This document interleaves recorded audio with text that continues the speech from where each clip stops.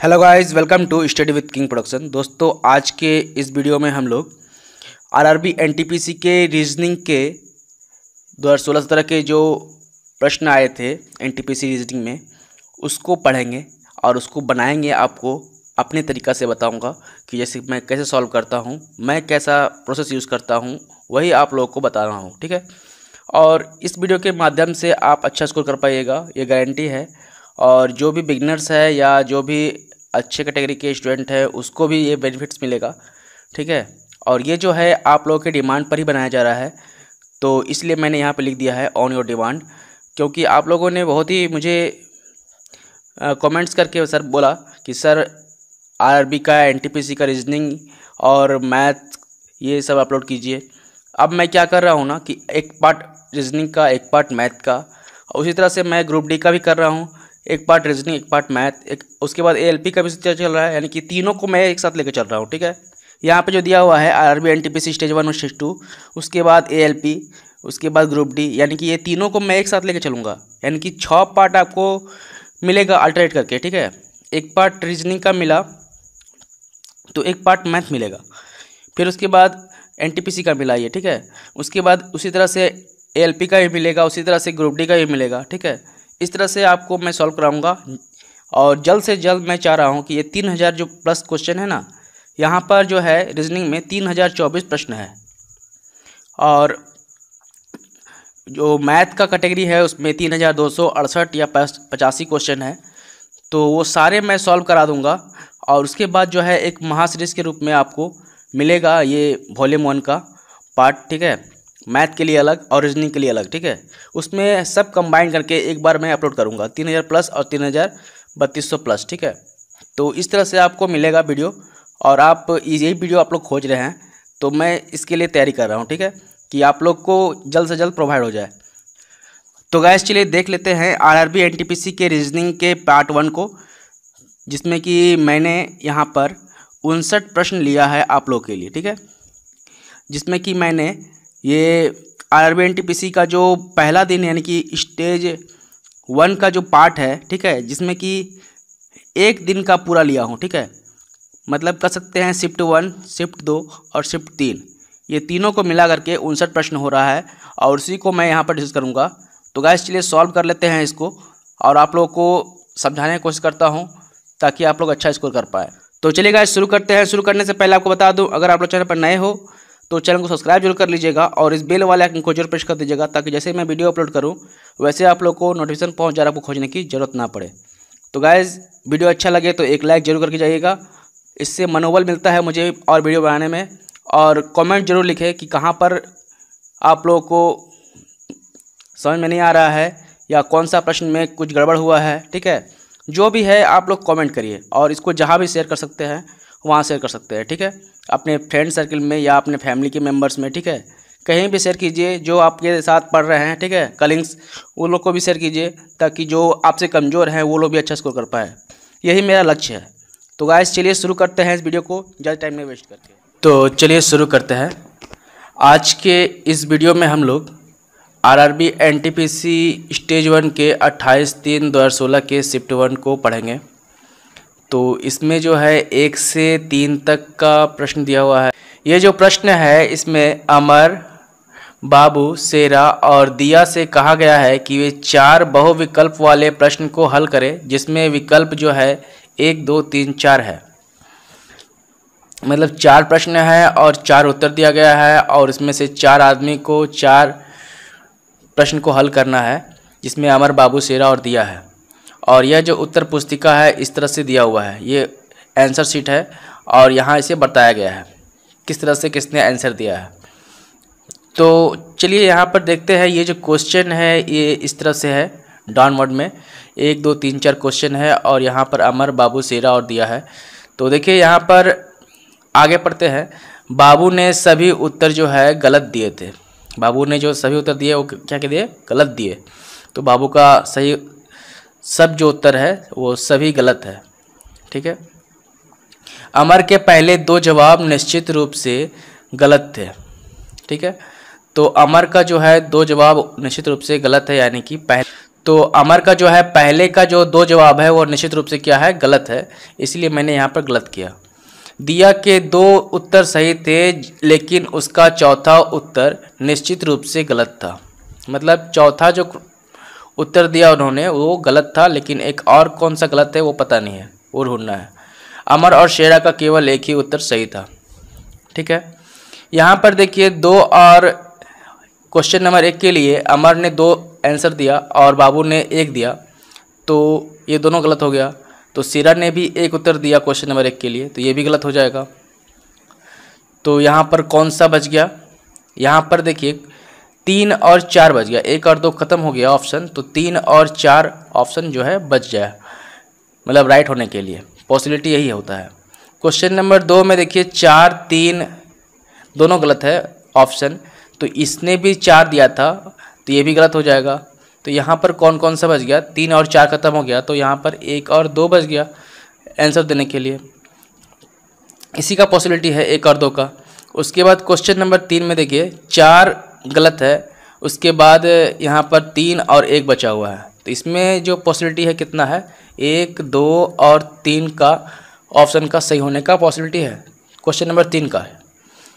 तो उसके बाद देखिए क्वेश्चन नंबर 4, इसमें जो है 2 नंबर ऑप्शन गलत है, तो यानी कि शेरा ने भी 2 नंबर ऑप्शन जो है गलत दिए थे, तो इसका भी गलत हो जाएगा। यहाँ पर जो पॉसिबिलिटी है कितना है, 2 और 4 ख़त्म हो गया, तो यहाँ बच गया 1 और 3 का, तो 1 और 3 जो है ऑप्शन ये दोनों सही हो सकता है। देखिए दिया ने जो है 2 उत्तर सही दिए थे, लेकिन उसका चौथा उत्तर क्या है, निश्चित रूप से गलत था, तो चौथा उत्तर तो मैंने यहाँ पर निश्चित रूप से गलत कर दिया।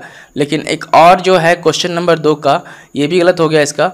अब यहाँ पर पॉसिबिलिटी क्या है, दिया ने क्वेश्चन नंबर 1 के लिए 3 ऑप्शन सही दिया, यानी कि ये सही होगा, इस पर जो है 3 राइट होगा ऑप्शन, और क्वेश्चन नंबर 3 के लिए जो है 1 राइट हो रहा है, तो यहाँ पर भी जो है 1 आंसर हो जाएगा, और ये 3 जो है गलत हो जाएगा, और ये भी गलत हो जाएगा। ठीक है, क्योंकि यहाँ पर दिया ने सही उत्तर दिया है क्वेश्चन नंबर 3 के लिए, तो 1 सही हो गया तो 3 गलत हो जाएगा, और यहाँ पे 3 गलत हो जाएगा। ठीक है, और यहाँ पर जो निश्चित रूप से जो है 1 बच गया, तो 1 सही हो जा रहा है, तो 2 नंबर ऑप्शन इसका राइट हो जाएगा। अब यहाँ पर देखिए अमर का जो है क्वेश्चन नंबर 4 सही हो जाएगा, यानी कि ऑप्शन नंबर 4 जो है क्वेश्चन नंबर 4 के लिए ऑप्शन नंबर 3 सही हो जाएगा। तो अब मैंने यहाँ पर राइट सब लिख दिया है, जो राइट है उसको मैंने यहाँ पर लिख दिया है। ठीक है, अब आते हैं क्वेश्चन पर, किसका क्वेश्चन नंबर 4 का उत्तर सही है। क्वेश्चन नंबर 4 का उत्तर क्या सही है, अमर का, तो अमर इसका राइट आंसर हो जाएगा option number A. Question number 2 देखिए, शेरा का कौन सा प्रश्न सही है, तो शेरा का कौन सा प्रश्न सही है क्वेश्चन नंबर 2, तो ऑप्शन नंबर बी इसका राइट आंसर हो जाएगा। दिया के कौन से 2 उत्तर सही है, तो दिया का क्वेश्चन नंबर 1 और क्वेश्चन नंबर 3 जो है ये सही है।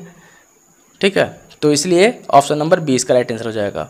समझ में आ गया कैसे करना है, तो इसी तरह से छाट करके करना है। अब चलते हैं नेक्स्ट प्रश्न पर, देखते हैं इनमें जो अनोखा है उसे मालूम करें। तो ये जो है 1 का क्यू है, 2 का क्यू है, और ये 3 का क्यू है, और ये 6 का स्क्वायर है, और ये 5 का स्क्वायर है, ये 6 का क्यू है। तो यहाँ पर 4 का क्यू होना चाहिए था, यानी कि 6 के 64 होता है, 6 का क्यू 4 का क्यू जो है 64 होता, तो यहाँ ये गलत है, यानी कि ऑप्शन नंबर सी इसका राइट आंसर हो जाएगा। ठीक है, नेक्स्ट देखते हैं 5 नंबर को। 5 नंबर जो प्रश्न है देखिए, एक लड़की की ओर इशारा करते हुए राजीव ने कहा, यह मेरी बहन के भाई के पिता की एकमात्र पुत्री है, यदि ऐसा है तो उस लड़की का राजीव से क्या संबंध है। तो देखते हैं, एक लड़की की ओर इशारा करते हुए राजीव ने कहा, राजीव यहाँ पर है, और एक लड़की की ओर इशारा करते हुए कहा, यह मेरी बहन के भाई, यह मेरी बहन के लिए मैंने गोल किया, बहन के भाई, तो बहन का भाई ये हो जाएगा, राजीव का बहन और बहन का भाई, भाई के पिता के, इसका पिता का, फादर का एकमात्र पुत्री है ये लड़की। ठीक है, तो ये लड़की जो है राम की बहन का ये बहन है, राम की बहन का भाई का पिता का एकमात्र पुत्री है। तो यदि ऐसा कहता है तो उस लड़की से राजीव का क्या संबंध है। उस लड़की का राजीव से क्या संबंध है? राजीव से क्या होगा? राजीव से उसका क्या होगा? बहन का रिश्ता है। तो ऑप्शन नंबर सी इसका राइट आंसर हो जाएगा। यहाँ पे 6 से 8 तक प्रश्न दिए हुए हैं। आपकी और चेहरा करते हुए 5 लड़कियां जो है आपके सामने बैठी है। रूही और मनाली क्रमशः ऊर्जा के दाएं व बाएं बैठी है। मनाली व तान्या के बीच जो है ध्वनि बैठी है। रूही और मनाली जो है ऊर्जा के दाएं व बाएं बैठी है। तो यानी कि ऊर्जा के दाएं कौन बैठा है? दाएं जो है रूही बैठा है, यानी कि पहला कथन वही है। तो दाएं के लिए रूही और मनाली के लिए बाएं। ठीक है, तो बाएं में यानी कि लेफ्ट में मनाली बैठेगी, मनाली बैठा, और राइट में जो है कौन बैठेगा? ऊर्जा के दाएं जो है रूही बैठी है, रूही और ये मनाली, और बीच में ऊर्जा, यानी कि ऊर्जा ऐसे बैठा है, उसके बाद रूही और इधर मनाली। ठीक है, तो ये पहला कथन से मुझे समझ में आया। मनाली व तान्या के बीच जो है ध्वनि बैठी है। अब मनाली और तान्या के बीच जो है कौन बैठा है? ध्वनि बैठा है। बस इसको सॉल्व कर लीजिए, हो जाएगा। 1 2 3 4 5। देखिए, मनाली को मैं यहाँ बैठाता हूँ और रूही को यहाँ बैठाता हूँ। ठीक है, तो ऊर्जा यहाँ बैठ जाएगी, और तान्या को मैं अगर यहाँ बैठाता हूँ और ध्वनि को यहाँ बैठाता हूँ तो हो जाएगा ना। तो ये मेरा बन गया पजल। ठीक है, तो अब मैं यहाँ पे देखता हूँ 6 नंबर प्रश्न को। तान्या के दाएं और कौन बैठी है? तान्या के दाएं और कौन बैठा है? ये लेफ्ट इसका और ये राइट, तो दाएं और कौन? ध्वनि बैठा है। तो ऑप्शन नंबर सी इसका राइट आंसर हो जाएगा। नेक्स्ट है 7 नंबर। देखिए, पंक्ति के बीच में कौन बैठी है? तो पंक्ति के बीच में कौन है? मनाली है। तो मनाली यानी कि ऑप्शन नंबर सी इसका राइट आंसर हो जाएगा। 8 नंबर देखिए, ध्वनि और रूही के बीच में कितनी लड़कियां हैं? तो ध्वनि यहाँ पर है और रूही यहाँ पर है, तो इन दोनों के बीच कितनी लड़कियां हैं? 2, मनाली और ऊर्जा। तो ऑप्शन नंबर बी इसका राइट आंसर हो जाएगा। ठीक है, समझ में आ रहा है ना? देखिए, ये सब जो होता है पजल ना, सीरीज वाला यानी कि बैठक वाला, इसमें जो है 3 इस टाइप से लीजिएगा। 1 2 3 4 5, 1 2 3 4 5, 1 2 3 4 5। देखिए, मनाली को पहले यहाँ बैठाइए, तो मनाली और रूही बैठ गई और ऊर्जा बैठ गई। अब यहाँ पर मैं अगर तान्या बैठाऊँगा तो रूही कहाँ बैठेगी? ठीक है ना, इसीलिए मैंने क्या किया, डायरेक्ट मैं यहाँ पे लिया। अगर मैं यहाँ पर लेता मनाली को तो भी यहाँ पे जगह नहीं है, यानी कि 6 हो जाता, नहीं होगा, 6 तो है ही नहीं, 5 ही है ना, इसीलिए मैं यहाँ पर लिया डायरेक्ट इसको। समझ में आ रहा है ना कैसे किया? मनाली और रूही, बीच में ऊर्जा, उसके बाद इधर तान्या, इधर कौन बैठा है? ध्वनि। यहाँ पर देखिए, ध्वनि को अगर तान्या को अगर यहाँ बैठाएंगे, ध्वनि यहाँ बैठेगा, और यहाँ पर रूही बैठाएंगे तो यहाँ पर और ये बैठेगा। तो ये वाला तो कट गया, तो ये वाला तो ऑप्शन कट गया ना, मतलब ये इधर नहीं होगा, तो इस टाइप से ही बैठाना पड़ेगा। तो यही वाला सीरीज बन के आ रहा है मेरा। तो आपको समझ में आएगा कि इस तरह से बनाना है। ठीक है, नेक्स्ट देखते हैं 9 नंबर प्रश्न को। 9 नंबर जो है, देखिए, उलझे हुए ये जो शब्द है अक्षर को सुलझाए जिसमें वह एक अंग्रेजी का सही शब्द बन जाए, और फिर सुलझे हुए शब्द का 5वां अक्षर बताएं। तो ये जो अक्षर दिख रहा है मुझे CCITRKE,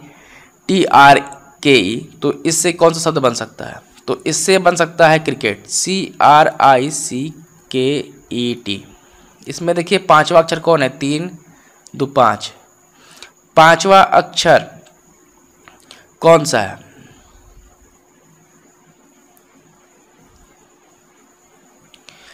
तो 5वां अक्षर जो है के है। ठीक है ना, तो 3 तो यहीं पे हो गया, और एक ये 4, और 5वां अक्षर कौन सा है? के है। तो ऑप्शन नंबर 20 का राइट आंसर हो जाएगा। समझ में आ रहा है कैसे हुआ? यहाँ पे देखिए CRICKET, तो 4 अक्षर हो गया यहाँ पर, 4 डिजिट, और ये 5वां है, 5th है। तो यही इसी के बारे में पूछ रहा था, तो ऑप्शन नंबर 20 का राइट आंसर हो जाएगा। ठीक है, 10 नंबर प्रश्न को देखते हैं। है यदि निम्नलिखित संख्याओं को घटते क्रम में रखा जाए तो उनमें से बीच में कौन सी संख्या होगी? तो देखते हैं, घटते क्रम में रखने बोल रहा है ना, तो बिग से स्मॉल में जाना है मुझे। ठीक है ना, यहाँ से स्मॉल में जाएंगे, अगर यहाँ पर बिग रखूँगा तो यहाँ पर स्मॉल रखना पड़ेगा। तो सबसे बड़ा कौन है इसमें, देखिए सबसे बड़ा हमको लग रहा है ये वाला है, क्योंकि 4665 है ये और 4655 है ये। तो 1 नंबर इसको दे दीजिए, 2 नंबर इसमें लगा दीजिए। उसके बाद देखिए 5 वाला है, तो ये 3 नंबर है और ये 4 हो जाएगा और ये 5 हो जाएगा। तो बीच में कौन आएगा, 5 अक्षर है, 1 2 3 4 5, तो बीच में कौन आ रहा है, 3 आ रहा है। तो ऑप्शन नंबर ये सही होगा, मतलब कि 4 5 6 5, यानी कि ऑप्शन नंबर सी इसका राइट आंसर हो जाएगा। इस तरह से आपको टाइम बचा करके सॉल्व करना है, ठीक है। यानी कि ऐसे करके मत लिखिएगा एग्ज़ाम में कि 4 6 5 5 4 6 6 4 6 6 5, इस तरफ से लिखिएगा तब तो आप टाइम का वेस्टिंग होगा आपको, ठीक है। 11 नंबर प्रश्न को देखते हैं। 11 नंबर प्रश्न जो है, देखिए 11 नंबर प्रश्न को देखते हैं। मोहन रोहन से लंबा है, वह फरहान से टिकना है, ठीक है। जो मोहन है रोहन से लंबा है, रोहन से क्या है, लंबा है, और फरहान से टिकना है। और ये जो मोहन जो है ये फरहान से टिकना है, ठीक है। वह जो है ये पहले वाले के लिए आया है, ठीक है ना, मोहन के लिए आया है, ठीक है। फरहान से टिकना है मोहन। कानन जो है मोहन से टिकना है, कानन जो है मोहन से टिकना है, मतलब कि कानन जो है मोहन से मौना है, लेकिन वह रोहन से लंबा है, लेकिन वो क्या है, रोहन से लंबा, यहाँ पे लिख दिया गया है रोहन से लंबा है, ठीक है। शंकर रोहन व फरहान से लंबा है, शंकर जो है मोहन और फरहान से लंबा है, तो यहाँ पर शंकर हो जाएगा। तो इन सब में सबसे लंबा कौन सा है, तो सबसे लंबा देखिए सबसे बड़ा कौन है, ये सीरीज इस तरफ जा रहा है, तो ये बड़ा वाला सबसे बड़ा कौन है, शंकर है। तो ऑप्शन नंबर सी इसका राइट आंसर हो जाएगा, 11 का ऑप्शन नंबर सी हो जाएगा। नेक्स्ट देखते हैं 12 नंबर प्रश्न को। तो 12 नंबर प्रश्न जो है, देखिए नीचे दी गई संख्याओं की श्रेणी में जो संख्या गायब है उसे प्रश्न चिन्ह से दर्शाया गया है। नीचे दिए गए विकल्पों में से गायब संख्या को चुनें। तो देखिए यहाँ पर चुनना है 6 12 20 30 क्वेश्चन मार्क 56 72, यही दिया हुआ है सीरीज। यहाँ पर देखिए कितना ये डिस्टेंस में है, मतलब कितना जोड़ देंगे इसमें तो 12 हो जाएगा। तो 6 में 6 जोड़ेंगे तो क्या हो जाएगा, 12 हो जाएगा। 12 में कितना जोड़ा जाए जो 8 हो जाएगा, ये सॉरी 12 में कितना जोड़ा जाए जो 20 हो जाए, तो 12 में जो है 8 जोड़ देंगे तो 20 हो जाएगा। 20 में 10 जोड़ देंगे यानी कि 10 का डिफरेंस है। अब यहाँ पे देखिए यहाँ पे कितना का डिफरेंस होगा, देखिए ये दोनों में डिफरेंस कितना का है, 2 का। ये दोनों में कितना डिफरेंस है, 2 का। तो यहाँ से यहाँ तक का जो होगा उसमें भी 2 का डिफरेंस होगा, तो यानी कि ये 12 होगा। तो अगर 12 अगर इसमें जोड़ेंगे 30 में तो कितना होगा, 42 होगा। तो ऑप्शन नंबर 20 का राइट आंसर हो जाएगा। तो 42 देखिए यहाँ पे लिख दिया मैंने। अब 42 में देखिए 14 जोड़िए, क्योंकि 12 से 12 जोड़े थे, अब यहाँ से 14 जोड़ेंगे तभी 56 हो जाएगा, और 14 में 16 जोड़ेंगे तो कितना हो जाएगा, 72 हो जाएगा। देखिए 56 में 16 जोड़ दीजिए कितना हो जाएगा, 6 12 हाथ मेरा 1 72 हुआ। तो इस तरह से यह सीरीज़ मेरा फॉलो कर रहा था। तो आपको ढूंढना है कि कैसे सीरीज़ में क्या लगेगा, ठीक है। ये प्लस लग रहा है या माइनस लग रहा है या गुना हो रहा है या भाग हो रहा है, भाग होकर के कुछ जुड़ रहा है, ठीक है, या स्क्वायर लग रहा है या क्यूब लग रहा है किसी का।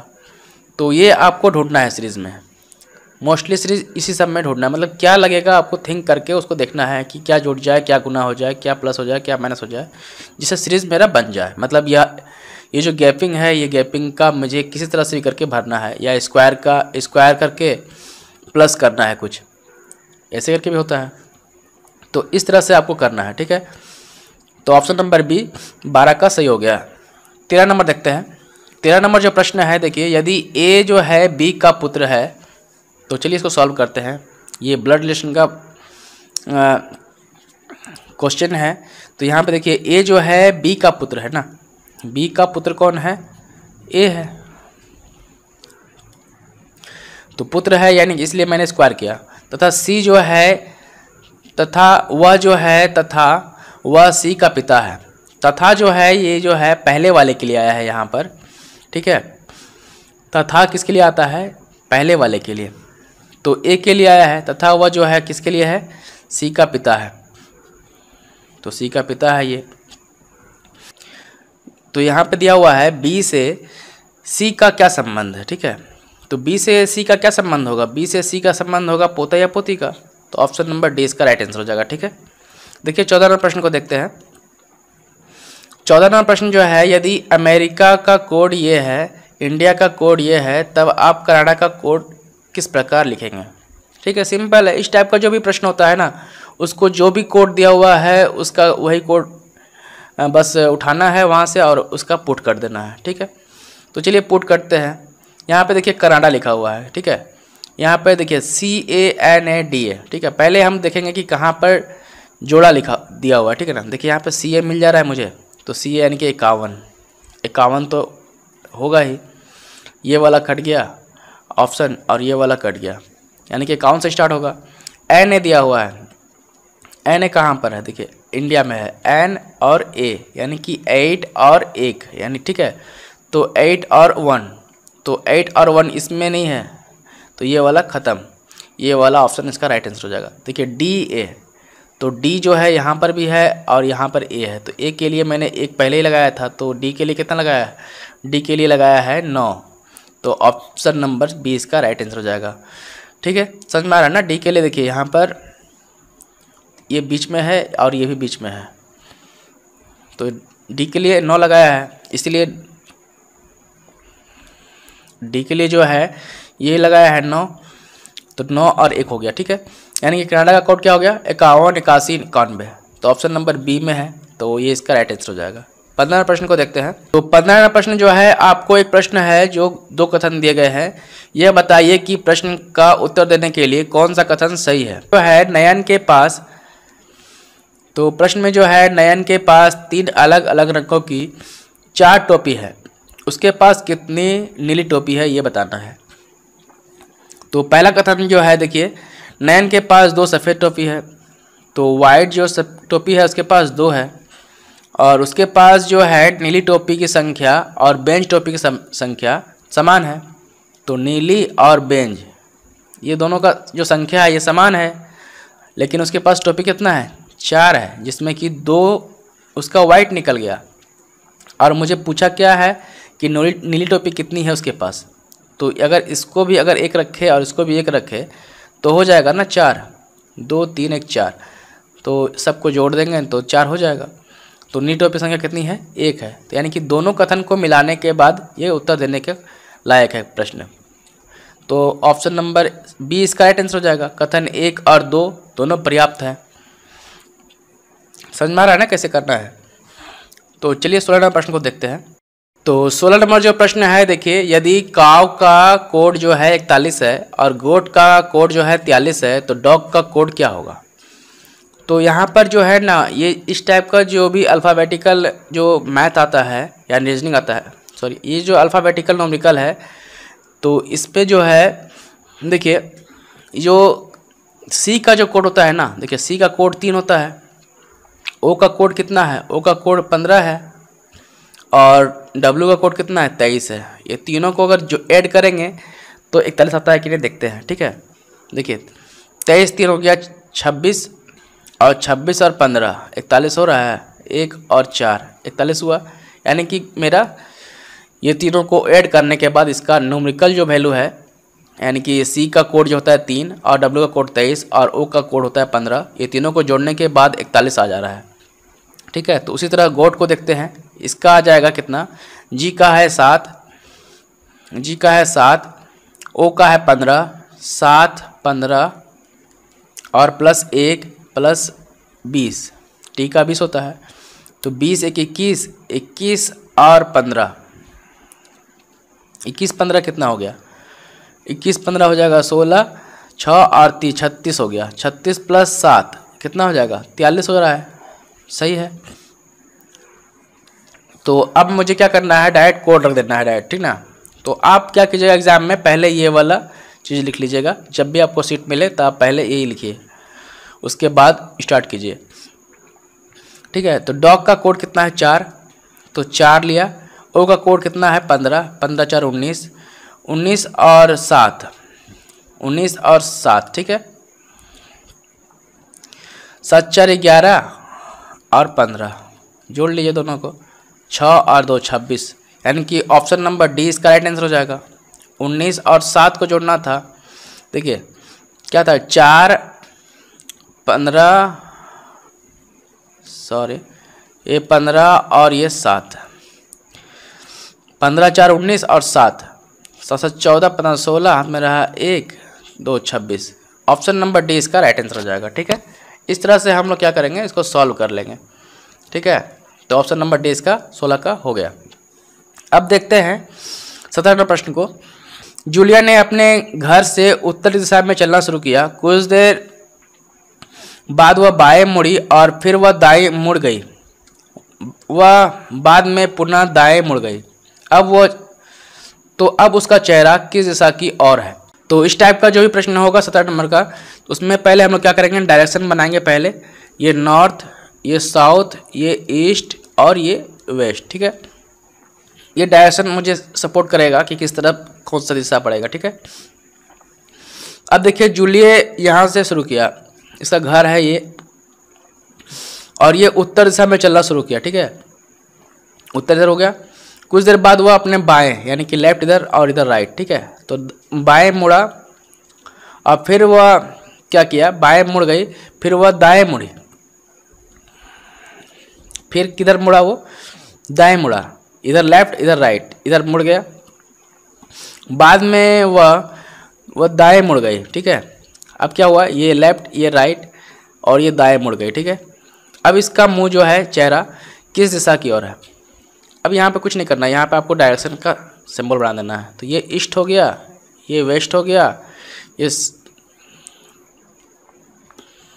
ये नॉर्थ हो गया और ये साउथ हो गया। अब उसका चेहरा किधर है, पूर्व की ओर है, यानी कि ईस्ट यानी कि पूर्व। तो ऑप्शन नंबर में कहाँ पूर्व है, तो ऑप्शन नंबर ए इसका राइट आंसर हो जाएगा। तो ऑप्शन नंबर ए इसका राइट आंसर हो जाएगा, ठीक है। समझ में आ रहा है कैसे करना है, इसी तरह से सॉल्व करना है। देखिए 18 नंबर प्रश्न को देखते हैं। यहाँ से 18 से 20 तक इसमें दिया गया है। तो देखते हैं, निम्नलिखित जानकारियों में पढ़े और नीचे दिए गए सवालों को उत्तर दें। ये जो प्रश्न है, ये जो है इस टाइप का जो प्रश्न है, ये मैथ और रीजनिंग दोनों में पूछा जाता है। ये रेलवे का फेवरेट प्रश्न है। आपका प्रश्न अगर सॉल्व कर लीजिएगा तो देखिए यहाँ पे 3 प्रश्न दिया है, तो 2 या 3 नंबर आपको यहाँ से देखने को मिल जाएगा। 40 छात्रों की कक्षा में 28 जो है तमिल बोल सकते हैं और 30 तेलुगु बोल सकते हैं। सभी छात्र 2 भाषाओं में से कम किसी एक भाषा को बोल सकते हैं। तो इसको सॉल्व करना है। तो टोटल स्टूडेंट कितना है मेरे पास, 40 है। टोटल स्टूडेंट कितना है, 40 है, ठीक है। तमिल इसको हम लोग वेन डायग्राम से बनाएंगे, ठीक है ना। तो तमिल के लिए देखिए ये लिया मैंने तमिल, और तेलुगु के लिए लिया ये वाला सर्किल, ठीक है। तो तमिल बोलने वाला कितना था, 28 था, और तेलुगु बोलने वाला 30 था। तो टोटल दोनों को जोड़कर कितना हो जा रहा है, 58 हो जा रहा है। लेकिन मेरे पास तो कितना है, 40 है, 40 है ना। तो 40 से माइनस कर दीजिए, तो बच गया कितना, 18। तो ये 18 जो है बोथ लैंग्वेज बोलता है, ठीक है। 18 जो स्टूडेंट है वो क्या करता है, बोथ लैंग्वेज बोलता है, लेकिन दोनों लैंग्वेज बोलता है। तो दोनों लैंग्वेज वाला कौन सा है, ये वाला पार्ट है, तो इसमें 18 रख दीजिए, ठीक है। अब देखते हैं प्रश्न को सॉल्व करते हैं, ठीक है।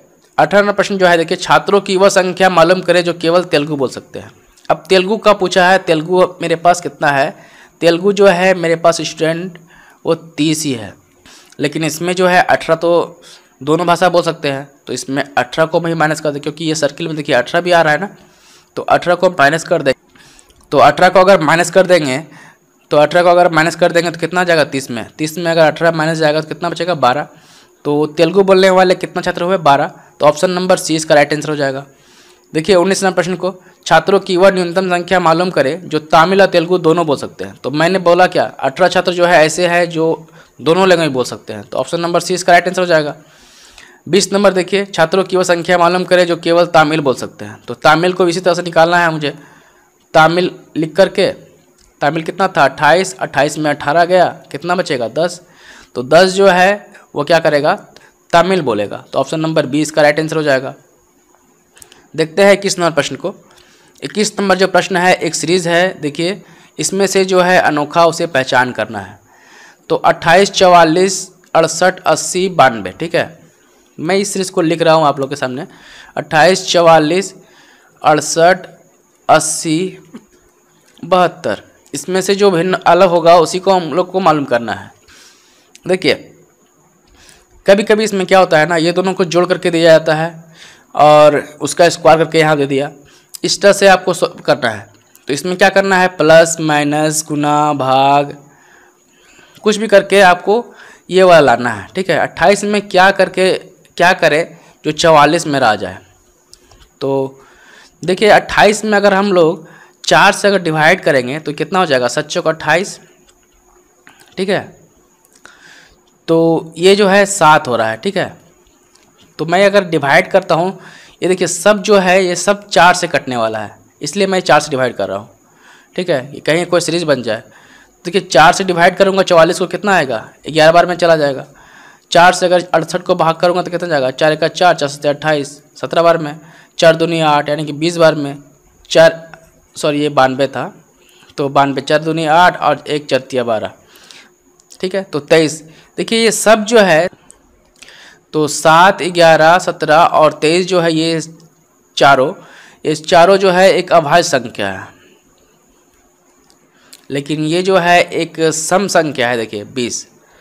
तो ऑप्शन मेरा सी इसका राइट हो जाएगा, क्योंकि ये सबसे अनोखा है, ठीक है। ये क्योंकि सम है और ये सब जो है असम संख्या है सीरीज में, तो ऑप्शन नंबर सी इसका राइट आंसर हो जाएगा। इस तरह से आपको पहचान करना था, ठीक है। तो 22 नंबर प्रश्न को देखते हैं। तो 22 नंबर जो प्रश्न है, देखिए वक्तव्य 1 और 2 को पढ़े और निष्कर्ष जो है 3 और 4 को भी पढ़े, जिसमें वक्तव्य की विकृति की गई है। जिन्हें जो है वक्तव्य से विकृत किया गया है, वक्तव्य से ही विकृत किया गया है इसे, ठीक है। तो ये जो प्रश्न है इसको हम लोग सिलोलिज्म कहते हैं, ठीक है। सिलोलिज्म कहता है इस प्रश्न को। तो देख लेते हैं इसको कैसे बनता है ये। इसको जो है हम लोग वेन डायग्राम से अच्छे से बना सकते हैं, ठीक है। इस प्रश्न को जो है वेन डायग्राम के थ्रू से हम लोग अच्छे से बना सकते हैं, ठीक है। तो देखिए इसको कैसे सॉल्व करना है। तो पहला जो वक्तव्य है इसमें कुछ पक्षी गधे हैं, तो कुछ पक्षी जो है ये गधे हैं। पक्षी लिख दिया मैंने, यहाँ पे गधा लिख दिया, ठीक है। अब सभी गधे जो है बेवकूफ़ है, सभी गधे क्या है, बेवकूफ़ है, सही बात है।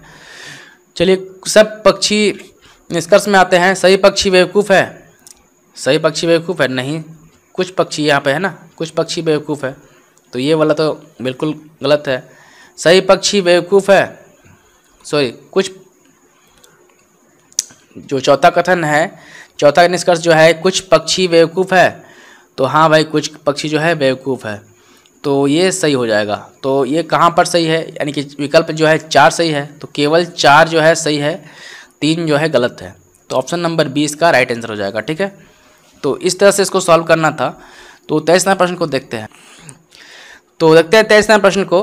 5 विद्यार्थी हैं, प्रियंका, मैरी, सुनील, आशा व रियान एक कतार में खड़े हैं।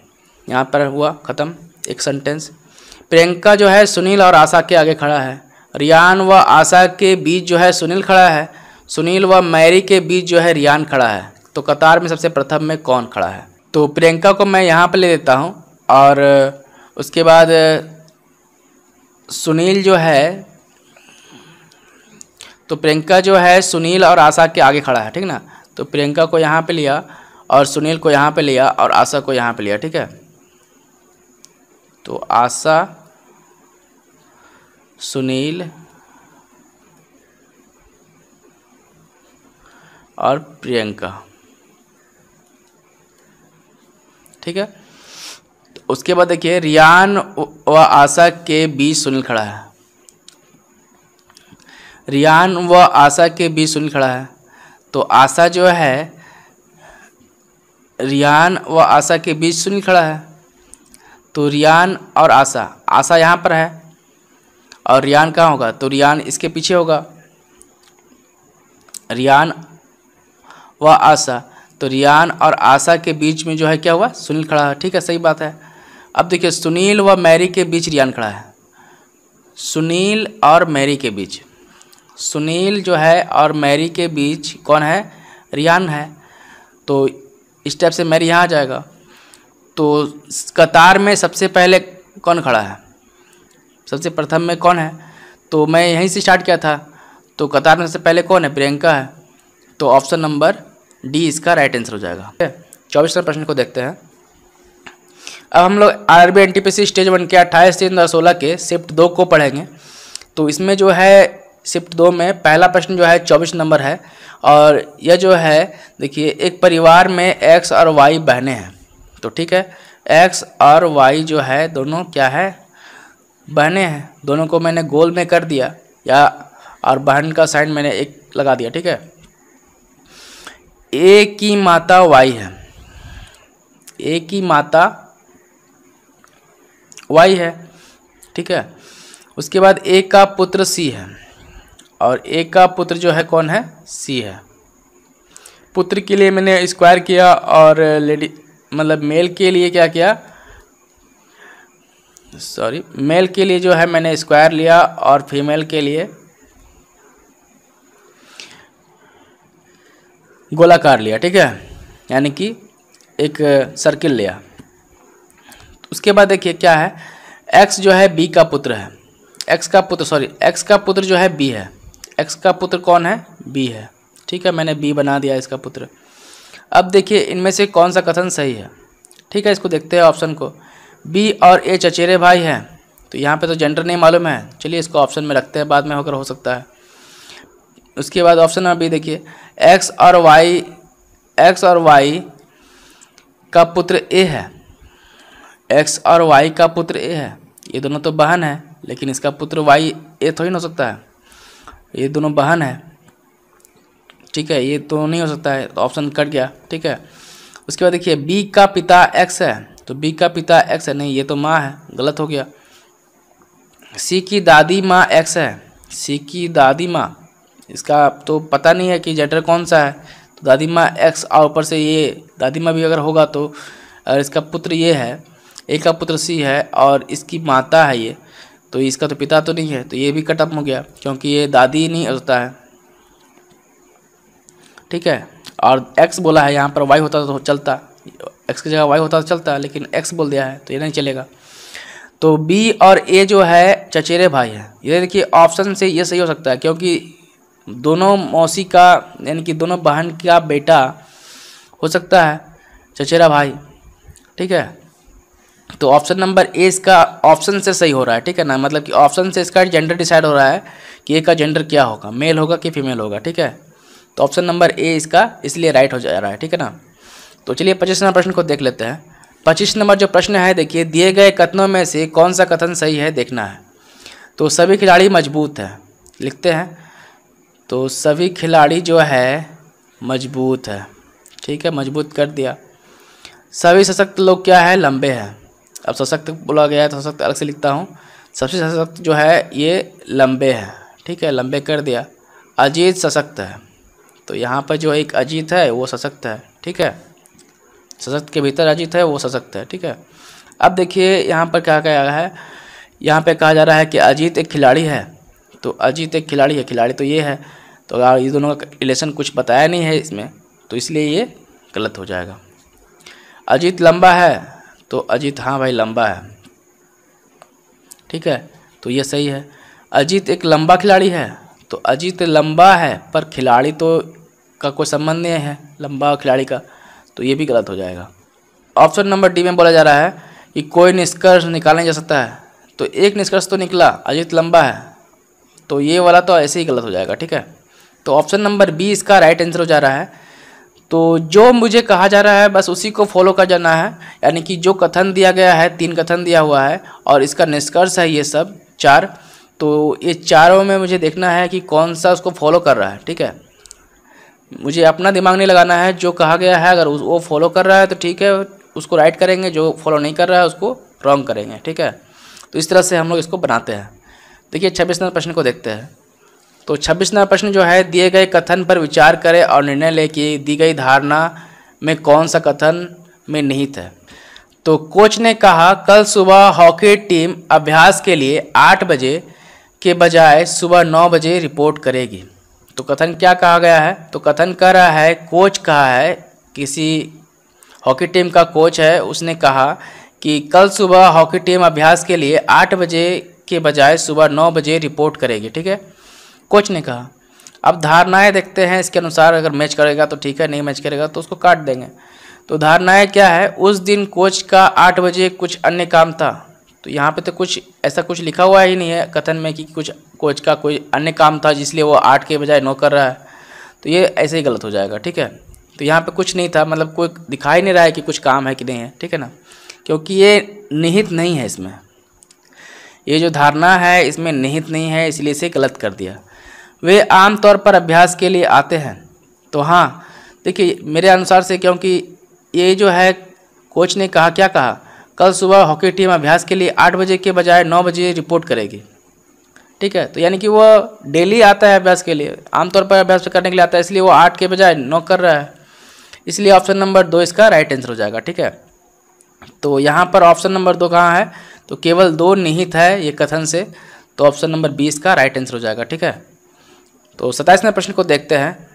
तो 27वां प्रश्न जो है, देखिए, मुरली अपने कुत्ते को सैर पर ले जाता है। वह एक चौराहे पर बाईं ओर मुड़ता है और दक्षिण की ओर चलता है। बाईं ओर मुड़ने से पहले वह किस दिशा में चल रहा था? तो ठीक है, ये मैं डायरेक्शन बना लेता हूँ सिर के। ये नॉर्थ हो गया, ये साउथ हो गया, ये ईस्ट हो गया, ये वेस्ट हो गया। मुरली जो है अपने कुत्ते को सैर पर ले जाता है। ठीक है, मुरली यहाँ पर है और ये सैर पर ले गया। ठीक है, और वह एक चौराहे पर जाकर के बाईं ओर मुड़ जाता है। तो इसका लेफ्ट इस तरफ हुआ, इसका राइट इस तरफ हुआ, तो इधर मुड़ गया और ये चल गया। ठीक है, तो जब इस तरफ चला ना ये, तो ये साउथ के डायरेक्शन में चला गया, यानी कि दक्षिण की तरफ चला गया। ठीक है, कहाँ चला गया? दक्षिण दिशा की तरफ। ठीक है, अब ये जो डायरेक्शन जैसे ये चला है, इसको मैं सिर्फ उल्टा दूंगा ना तो आ जाएगा। देखिए, इस तरफ अगर इसको कर दिया और ऐसे गया और ये अपना लेफ़्ट चला गया, ये अपना इधर से लेफ़्ट चला गया। ठीक है, इसका लेफ़्ट इधर होगा और इधर राइट होगा, और ये साउथ हो गया। अब मेरा सही निकल गया ना। देखिए, इसको सिर्फ उल्टा दिया तो बस क्या हुआ? इधर हो गया। ठीक है, तो अब देखिए ये कहाँ पर होगा? ये ईस्ट की तरफ से चला होगा, और ये किस तरफ चल रहा है? पश्चिम की तरफ चल रहा है, यानी कि वेस्ट इसका आंसर हो जाएगा। तो ये क्या कहा था? बाईं और मुड़ने से पहले, यानी कि लेफ़्ट मुड़ने से पहले, लेफ़्ट मुड़ने से पहले वो किस दिशा में चल रहा था? ये इस डायरेक्शन में चल रहा था। लेफ़्ट मुड़ने से पहले किस दिशा में चल रहा था? पश्चिम दिशा में, इधर पश्चिम है। तो किस इसका ऑप्शन नंबर सी इसका राइट आंसर हो जाएगा, क्योंकि पश्चिम दिशा में चल रहा था। बाईं और मुड़ने से पहले किस दिशा में था? चल रहा था पश्चिम दिशा में। तो इस तरह से इसको सॉल्व कर लेना है। ठीक है, 28वें प्रश्न को देखते हैं। तो 28वां प्रश्न जो है, देखिए, दिए गए कथन का अनुसरण 2 तर्कों द्वारा किया गया है। आपको यह तय करना है कि कथन के संबंध में कौन सा तर्क मजबूत है। 2 कथन दिया हुआ है, एक कथन और उसका 2 तर्क दिया हुआ है, और आपको तय करना है कि कथन जो है वो 2 तर्कों में से कौन सा तर्क मजबूत है। तो कथन जो है, देखिए, मोबाइल का उपयोग और सेल फोन टावर में वृद्धि हुई है। मोबाइल का उपयोग हो रहा है और सेल फोन के टावरों में वृद्धि हुई है। मोबाइल का उपयोग करने से क्या हुआ? सेल टावरों में वृद्धि हो गया। तो ठीक है, तर्क देखते हैं क्या कह रहा है। यह वैश्विक विकास और पूरे विश्व को एक दूसरे से जोड़ने में सबसे तेज व आसान तरीके को प्रदर्शित करता है। तो देखिए, मोबाइल जो है, ये मोबाइल है, मान लीजिए ये मोबाइल जो है क्या करेगा?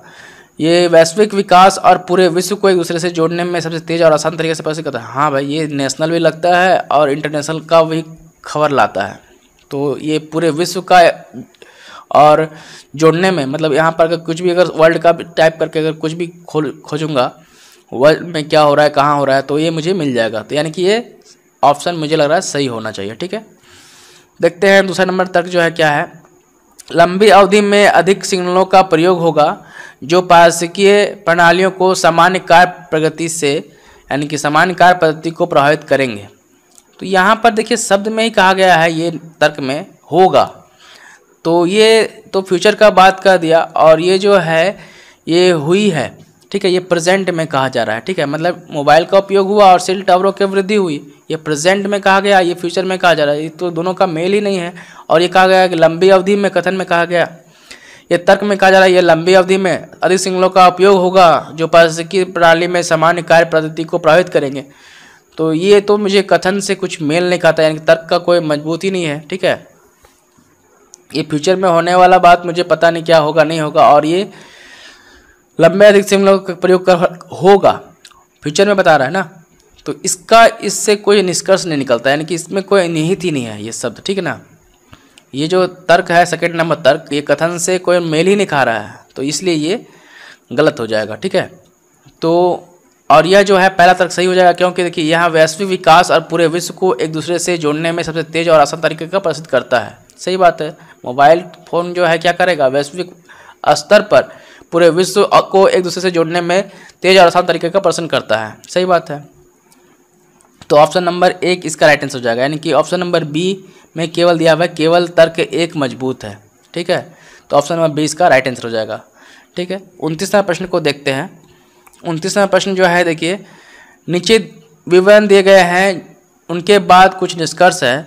सामान्य रूप से ज्ञात तथ्यों के अनुसार यदि भिन्नता मालूम हो तब भी आपको दिए गए विवरणों को ही सही मानना है, मतलब जो विवरण दिया हुआ है उसी को सही मानना है। अगर भिन्नता मालूम हो तब पर भी, मतलब अगर आपको भिन्नता मालूम है फिर भी अगर जो विवरण दिया हुआ है उसी को सही मानना है, ठीक है ना। तो विवरण को पढ़ते हैं। तो बच्चे कभी कभार शरारत करते हैं, ठीक है। दूसरा कथन क्या कर रहा है, विवरण कर रहा है, माताएं पागल लोगों की तरह अपने बच्चों पर चीखती है, और इसका निष्कर्ष देखिए क्या है, सभी माताएं पागल होती है। विवरण में ऐसा कुछ कहा नहीं गया कि सभी माताएं पागल होती है, यहाँ पे कहा गया है कि बच्चे कभी कभार शरारत करते हैं जब, और शरारत की वजह से ही क्या है, माताएं पागल लोगों की तरह अपने बच्चों पर चीखती है, यही कहा गया विवरण में। और यहाँ पर क्या गया, सही माताएं पागल होती है, सही माताएं पागल है, तो इसका ऑप्शन नंबर यानी निष्कर्ष का 1 जो है गलत हो जाएगा, ठीक है। दूसरा निष्कर्ष जो है, बच्चे अपनी माताओं के चीखने के कारण शरारती होते हैं, तो ये तो कहा ही नहीं गया है, बच्चे कभी कभी शरारत करते हैं, माताएं पागल लोगों की तरह अपने बच्चों पर चीखती है, तो बच्चे जो है कभी कभी शरारत करते हैं, इसीलिए तो माताएं अपने बच्चों के ऊपर पागल की तरह चीखती है, तो ये कहा गया है। यहाँ पर कहा जा रहा है क्या निष्कर्ष में, कि बच्चे अपनी माताओं को चीखने के कारण शरारती होते हैं, नहीं, तो ये भी गलत हो जाएगा, ठीक है। तो ऑप्शन निष्कर्ष जो है 1 भी गलत है, दूसरा भी गलत है, यानी कि तो ऑप्शन नंबर ए इसका राइट आंसर हो जाएगा। 29 का ए, 1 और 2 दोनों का अनुगमन नहीं करते हैं, ठीक है। निष्कर्ष का जो है अनुगमन नहीं करता है, मतलब निष्कर्ष जो है विवरण का अनुगमन नहीं करता है, ठीक है। निष्कर्ष 1 और 2 दोनों, ठीक है। 29 का ए नंबर ऑप्शन इसका सही हो जाएगा। तो देखते हैं 30वां प्रश्न को। तो 30 नंबर प्रश्न जो है देखिए, निम्न में से कौन सी श्रेणी के अंतर्गत नहीं है। तो एक श्रेणी दिया हुआ है, यानी कि सीरीज है, और इसमें जो है इसमें भिन्न कौन है ये देखना है, ठीक है, सीरीज में। तो देखिए ये 2 का क्यू है, ये 3 का क्यू है, और ये 5 का क्यू है, और ये 7 का क्यू है, और ये तो किसी का क्यू लग ही नहीं रहा, तो यही तो भिन्न है। तो ये जो है श्रेणी में अंतर्गत नहीं है, ठीक है। ये जो है निम्न में से कौन श्रेणी के अंतर्गत नहीं है, तो ये जो है श्रेणी में नहीं आता है, ठीक है ना, क्योंकि ये सब क्यू है, और इसमें जो है ये 50 जो है किसी का क्यू होता ही नहीं है, तो ये ऑप्शन नंबर 20 का राइट आंसर हो जाएगा। सिंपल सा था। 31वां प्रश्न को देखते हैं। 26 छात्री कक्षा में सैमुअल सबसे छोटे से 8वां है, यदि कक्षा में सबसे लंबे की तुलना की जाए तब उसकी स्थिति क्या होगी। तो टोटल छात्र जो है कितना है, 26 है, ठीक है, यहाँ मैंने 26 लिख दिया। सैमुअल जो है सबसे छोटे में से 28वां है, ठीक है। देखिए ये जो है एक कक्षा है, और इसमें जो है 26 छात्र हैं टोटल, ठीक है, ये 26 छात्र है, ठीक है। यहाँ से मान लीजिए 1 से स्टार्ट करूँगा तो ये 26वां यहाँ पर होगा। तो सबसे छोटे में जो है ये सैमुअल जो है 8वां है, तो यहाँ से जो छोटा है, ये छोटा में से सैमुअल जो है ये 8वां है, तो यहाँ पर कितना है, 7 पीछे होगा। सैमुअल यहाँ पर है, सैमुअल यहाँ पर है, और इसके पीछे कितना होगा, 7 आदमी होगा, क्योंकि ये 8वां पोजीशन पर है। तो 26 में से अगर 7 माइनस कर देंगे तब उसका स्थिति मालूम चल जाएगा कितना स्थिति में है वो। तो लंबे से उसकी तुलना की जाए तो लंबा जो है उसका तुलना करेंगे सेमोल का, तो उसका स्थिति मालूम चल जाएगा कितना स्थिति है। लंबे तरफ से अगर करेंगे इस तरफ से करेंगे तो सेमोल का स्थिति मालूम चल जाएगा कितने पोजीशन पर है वो। इस तरफ से तो मालूम है मुझे 8वां है, लेकिन इस तरफ से कितना है वो ये पता करना है। ठीक है, तो 26 में क्या करूँगा 7 माइनस कर दूंगा। तो 26 में अगर 7 माइनस करूँगा तो कितना होगा, 26 में 6 माइनस कीजिए पहले तो 20 हो गया। 20 में से यहाँ पे बच गया 1 माइनस करूँगा तो बच गया 19। तो ऑप्शन नंबर सी इसका राइट आंसर हो जाएगा। ठीक है, तो इस तरह से आपको सॉल्व करना है। ठीक है, देखते हैं 32 नंबर प्रश्न को। तो 32 नंबर प्रश्न जो है देखिए, अगली संख्या श्रेणी में क्या है। तो यहाँ पर क्वेश्चन मार्क लगा दीजिए, ये पूछा है कि अगली संख्या क्या होगी। देखिए ये सीरीज़ को देखने के बाद मुझे लग रहा है कि 700 से 600, 600 से 500, 500 से 300, 300 से 200, ये लेकिन घटते क्रम में है, तो कुछ तो घटते क्रम में है। तो देखिए मैं सीरीज़ को पहले लिख देता हूँ, 765, 642, 519, 396 और 273 और यहाँ पर क्वेश्चन मार्क है। ठीक है, तो यहाँ से देखिए मैं देखता हूँ मैं कि इसको घटा कर देखता हूँ कितना माइनस है। ठीक है, तो 5 में से 2 जाएगा तो कितना बचेगा 3। ये दोनों का डिफरेंस कितना होगा, यहाँ पे 5 में से 2 गया 3, 6 में से 2 गया 6 में से 4 जाएगा कितना बचेगा 2, और 7 में से 1 जाएगा तो 1 बचेगा। अब इसका इससे डिफरेंस देखता हूँ कितना होता है। तो 9, 12 में से 9 जाएगा तो कितना बचेगा 3, 9 तिया 12, 9 3 जोड़ेंगे तो 12 हो जाएगा। और यहाँ बच गया 3, 3 में से 1 गया कितना बचेगा 2, और 6 में से 5 जाएगा कितना बचेगा 1, यानी कि 123 डिफरेंस दिख रहा है। अब यहाँ पे भी देख लेता हूँ लास्ट चेक करके कि 123 आता है कि नहीं। देखिए यहाँ पे 9 है, यहाँ पे 6 है, तो 3 डिफरेंस है। यहाँ पर 11 हो जाएगा और यहाँ पर 9 है, तो 9 3 11, 9 यहाँ पर 11 है, यहाँ पर 9 है, तो 9 10 11 यानी कि 2 होगा। और यहाँ पर 4 बचा और यहाँ पर 3 है, तो 1 हो जाएगा। देखिए सब में 123 का डिफरेंस हो रहा है, तो इसमें भी 123 का डिफरेंस होगा। ठीक है, और इसमें भी 123 का डिफरेंस होगा। तो इसमें 123 घटा दीजिए, देखिए आ जाएगा आंसर। 273 में 123 जाएगा तो कितना बचेगा 0, और यहाँ बचा 5 और यहाँ 1, यानी कि 150 इसका राइट आंसर हो जाएगा, यानी कि ऑप्शन नंबर सी इसका राइट आंसर हो जाएगा। ठीक है, समझ में आ रहा है कैसे बन रहा है। यहाँ पर ऑप्शन 150 हो जाएगा। ठीक है, क्वेश्चन मार्क की जगह पर कितना आएगा 150। तो 33 नंबर प्रश्न को देखते हैं। 33 नंबर प्रश्न जो है देखिए, 6 व्यक्तियां हैं, P Q R S T U एक परिवार है, P और R एक विवाहित जोड़ा है। ठीक है, P और R जो है एक विवाहित जोड़ा है। P की लड़की S है, P की लड़की जो है S है। लड़की को मैंने सर्कल दिया, ये दोनों का पता नहीं है जेंडर, इसलिए मैंने विवाहित जोड़ा किया, लेकिन इसका जेंडर नहीं दिया। ठीक है, अब देखिए R का पुत्र जो है Q है, R का पुत्र जो है वो कौन है Q है।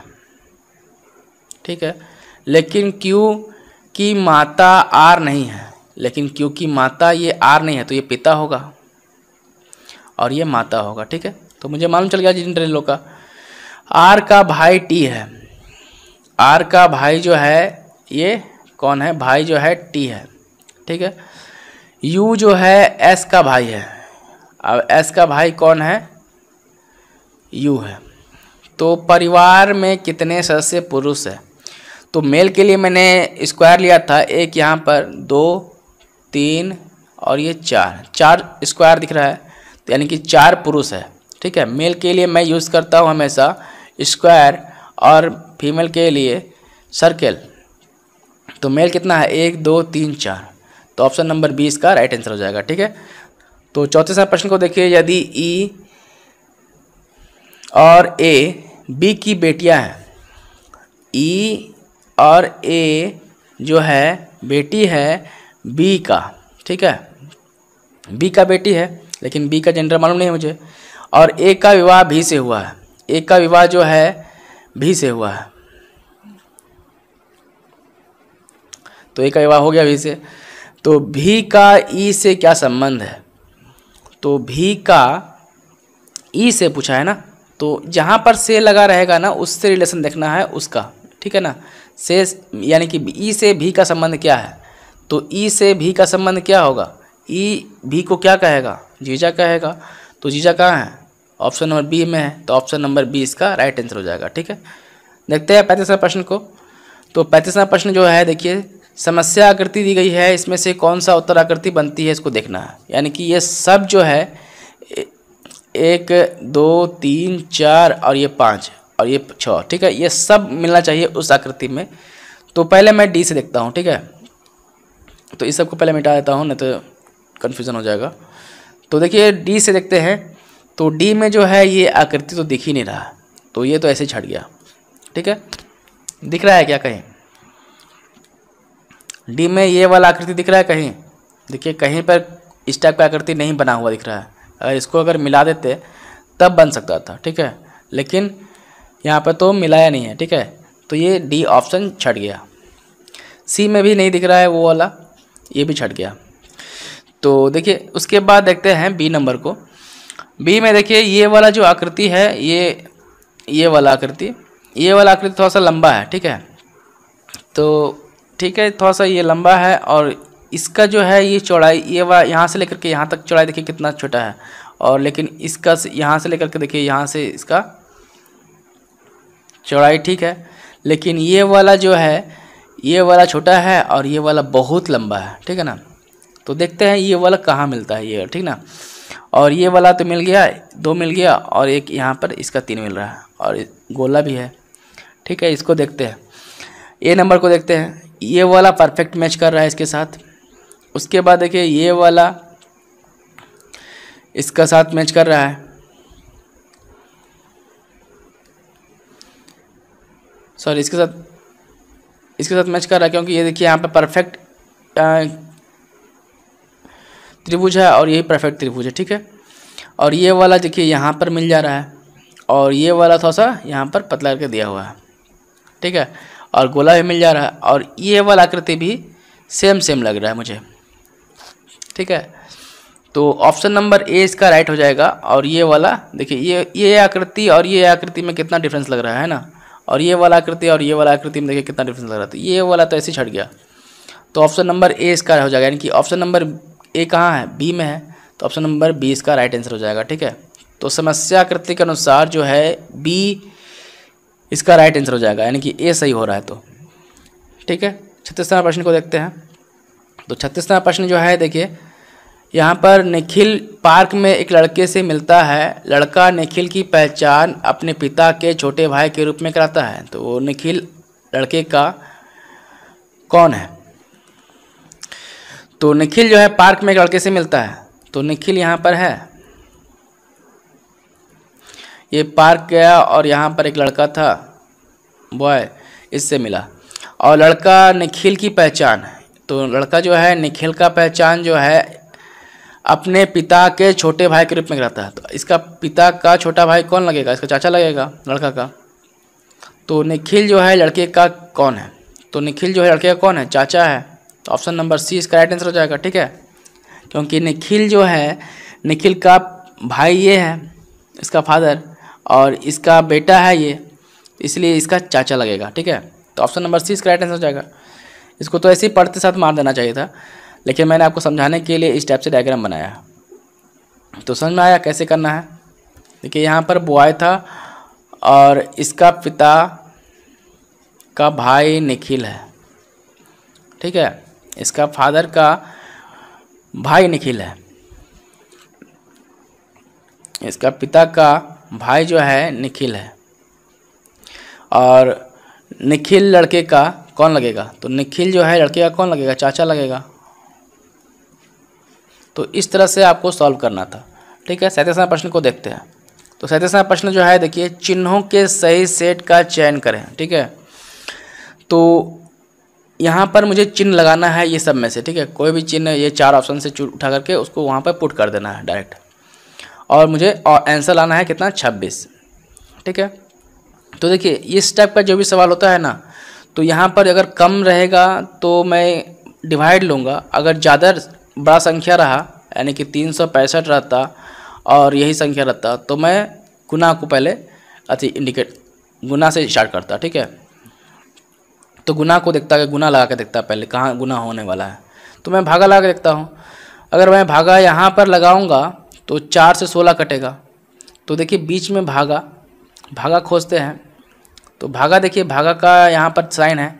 तो अगर मैं यहाँ भागा लगाऊंगा तो 4/12 हो जा रहा है, तो ये काटना मुश्किल हो जा रहा है। यहाँ पर भी नहीं होगा, तो ये ऑप्शन दोनों तो ऐसे छट गया। अब यहाँ पर देखिए बीच में दोनों में है, तो यहाँ पर तो सही है, ठीक है। देखिए 36 16 4 12 इक्वल टू 26 लाना है। तो डिवाइड यहाँ किया तो ये कितना हो जाएगा, 4 हो जाएगा, ठीक है। लेकिन अगर इसमें 36 में अगर 4 को प्लस करेंगे और फिर इसको प्लस करेंगे तो ये तो बड़ा हो जाएगा ना, क्योंकि ये प्लस वाला तो ऐसे भी नहीं होने वाला है, ये कट गया।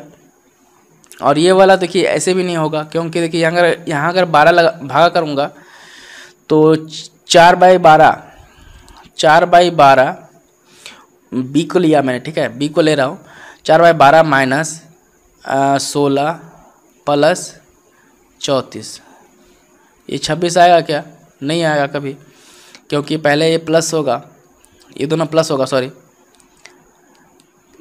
यहाँ पर प्लस है ना, तो ये दोनों प्लस हो जाएगा पहले, और ये वाला उसके बाद माइनस करना है। तो ये 6 4 10, साथ में रहा 1 3 1 4 1 5, 50 माइनस 4/12 आया क्या? कभी नहीं आने वाला 26। तो ये नहीं होगा, बी नंबर ऑप्शन नहीं होगा। तो बी नंबर भी ऐसे छट गया। ए नंबर भी देखिए, अगर 4/12 लगाऊंगा, माइनस लगाऊंगा 16, और यहाँ पर कितना है 36 है, इंटू में 36 कर दीजिए, ये भी तो बड़ा हो जा रहा है, तो ये 26 आएगा क्या? नहीं आएगा, ये भी ख़त्म। ऑप्शन नंबर डी इसका राइट आंसर हो जाएगा, क्योंकि देखिए यहाँ पर 36 है, डिवाइड लगाया, इधर माइनस किया और इधर प्लस किया। देखिए 36 और 4 जुटेगा तो कितना बचेगा? 36 4 जुटेगा तो 38 हो गया। 38 माइनस 12 इक्वल टू 26 हो रहा है क्या? हाँ हो रहा है। देखिए 8 में से 2 जाएगा तो 6, और 3 में से 1 जाएगा तो 2। तो इस तरह से 26 इसका राइट आंसर हो जाएगा, यानी कि ऑप्शन नंबर डी इसका राइट आंसर हो जाएगा। 38वां प्रश्न को देखते हैं। तो देखिए 38वां प्रश्न को देखिए, जोशी ने चित्रा से कहा, तुम्हारी पुत्री के पिता मेरे भाई के पुत्र हैं। तो यहाँ पर देखिए जोशी है, जोशी ने चित्रा से कहा, चित्रा है ये, चित्रा से कहता है, जोशी ने चित्रा से कहा, तुम्हारी पुत्री के पिता, तुम्हारी पुत्री, इसका जो पुत्री है चित्रा का, तुम्हारी पुत्री के पिता, इसका पिता कौन होगा? यहाँ पर होगा, और इसका शादी इससे हुआ होगा, इसका फादर है ये, ठीक है। चित्रा का पुत्री का पिता, ये पिता है, ये पिता है, पुत्री का पिता है, ठीक है। जोशी ने चित्रा से कहा, तुम्हारी पुत्री के पिता मेरे भाई यानी कि जोशी का जो भाई है, जोशी का भाई, जोशी के मेरे भाई के पुत्र हैं। तुम्हारी पुत्री के पिता जो है मेरे भाई के पुत्र हैं, तो इसका जो ये बेटा है, इसका जो जोशी का भाई है, और इसका बेटा कौन है? चित्रा का हस्बैंड है। तो उसके बाद बोल रहा है, चित्रा की पुत्री का जोशी के भाई से क्या संबंध है? इसका जो पुत्री है, चित्रा का पुत्री ये हुआ, और चित्रा का पुत्री का जो है जोशी के भाई से, जोशी का भाई ये है, तो जोशी के भाई से क्या रिश्ता है? तो पुत्री का जो है जोशी के भाई से क्या रिश्ता है? तो इसका पिता का, और ये पिता है, ठीक है। तो इसको देखिए फ्रेश से बना देता हूँ। तो जोशी यहाँ पर है, और इसका भाई ये हुआ ब्रदर, और इसका बेटा कौन है? ये है, ठीक है। और ये जो है फादर है चित्रा का, सॉरी, इसका जो है जोशी का भाई का बेटा जो है चित्रा का पति है ना, अब हो गया। और इसका पुत्री कौन है, ये है। तो इसके पुत्री का जो है इसके भाई से क्या संबंध है, ये पूछा है ना। तो भाई से क्या संबंध होगा, पुत्री का, देखिए इसका पुत्री यानी कि इसका पिता है, ये फादर है, चित्रा है, और ये इसका पति है। तो पुत्री का यानी कि बेटी का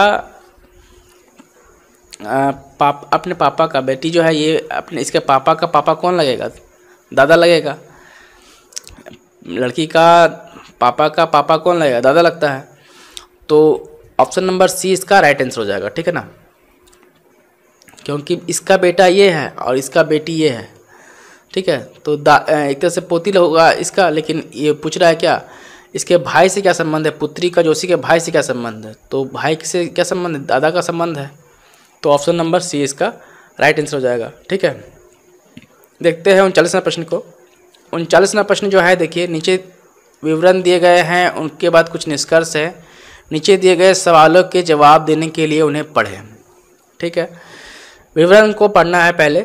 ऑप्शन ए जो है विवरण का, देखिए इन दिनों कॉलेज की शिक्षा बहुत खर्चीली हो गई है, ठीक है, कोई बात नहीं है, खर्चीली हो गई है। दूसरा दिया हुआ है ऑप्शन बी विवरण का, कॉलेज की शिक्षा कुछ लोगों तक ही सीमित कर देनी चाहिए, क्योंकि क्या, ये इन दिनों जो है कॉलेज की शिक्षा बहुत खर्चीली हो गई है, इसलिए है कॉलेज की शिक्षा कुछ लोगों तक ही सीमित कर देनी चाहिए। ये विवरण दिया गया है और इसका निष्कर्ष यहाँ पर नीचे में दिया गया है। देखिए इसका निष्कर्ष जो है, पहला, कोई भी कॉलेज जाने की क्षमता नहीं रख सकता है। तो ये तो बात गलत है, कोई भी कॉलेज का शिक्षा जो है खर्चीला हुआ है, लेकिन कोई भी कॉलेज जाने के लिए क्षमता नहीं रख सकता, ऐसा तो कोई बात नहीं हो सकता है, ठीक है। तो ये वाला बिल्कुल गलत हो जाएगा,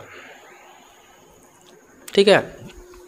कोई भी कॉलेज जाने की क्षमता कहीं नहीं रख सकता है, नहीं लिखा हुआ है ना, रख सकता है, कोई भी जाने के लिए रख सकता है क्षमता, लेकिन यहाँ पे लिखा है नहीं रख सकता है, तो ये गलत हो गया, ठीक है। गरीब को भी कॉलेज की शिक्षा तक की पहुँच होनी चाहिए। देखिए गरीब का तो बात ही नहीं है, लेकिन फिर भी गरीब लोग कॉलेज की शिक्षा तक पहुँच होना चाहिए, लेकिन यहाँ पर जो विवरण दिया हुआ है उसके अनुसार तो ये तो पॉसिबल नहीं है, क्योंकि इन दिनों कॉलेज की शिक्षा खर्चीली हुई है। कॉलेज शिक्षा क्यों खर्चीली हुई है, क्योंकि कॉलेज की शिक्षा कुछ लोगों तक ही सीमित कर देनी चाहिए, ये कहा गया है। खर्चीली हो गया, इसीलिए कॉलेज की शिक्षा जो है कुछ लोगों तक ही सीमित कर देनी चाहिए, कहा गया है। तो गरीब को कॉलेज की शिक्षा तक कैसे पहुंच होगा फिर, खर्चीली अगर कॉलेज का फ़ी अगर हाई हो जाए तो गरीब कैसे वहां पहुंचेगा, तो ये भी गलत हो गया, ठीक है। तो देखिए ये दोनों ऑप्शन गलत हो जा रहा है, ठीक है ना। तो यहाँ पर देखना है मुझे कि कौन सा में, ये 4 ऑप्शन में कौन सा में दोनों अनुगमन नहीं है। तो निष्कर्ष डी यानी कि 1 और 2 निष्कर्ष अनुगमन नहीं करते हैं, तो ऑप्शन नंबर डी इसका राइट आंसर हो जाएगा, ठीक है। तो 40वां प्रश्न जो है, देखिए 26 छात्रों की एक कक्षा में 14 छात्र के पास बिल्लियां हैं, 10 छात्रों के पास कुत्ते हैं और वह 5 छात्रों के पास तोते हैं, ठीक है।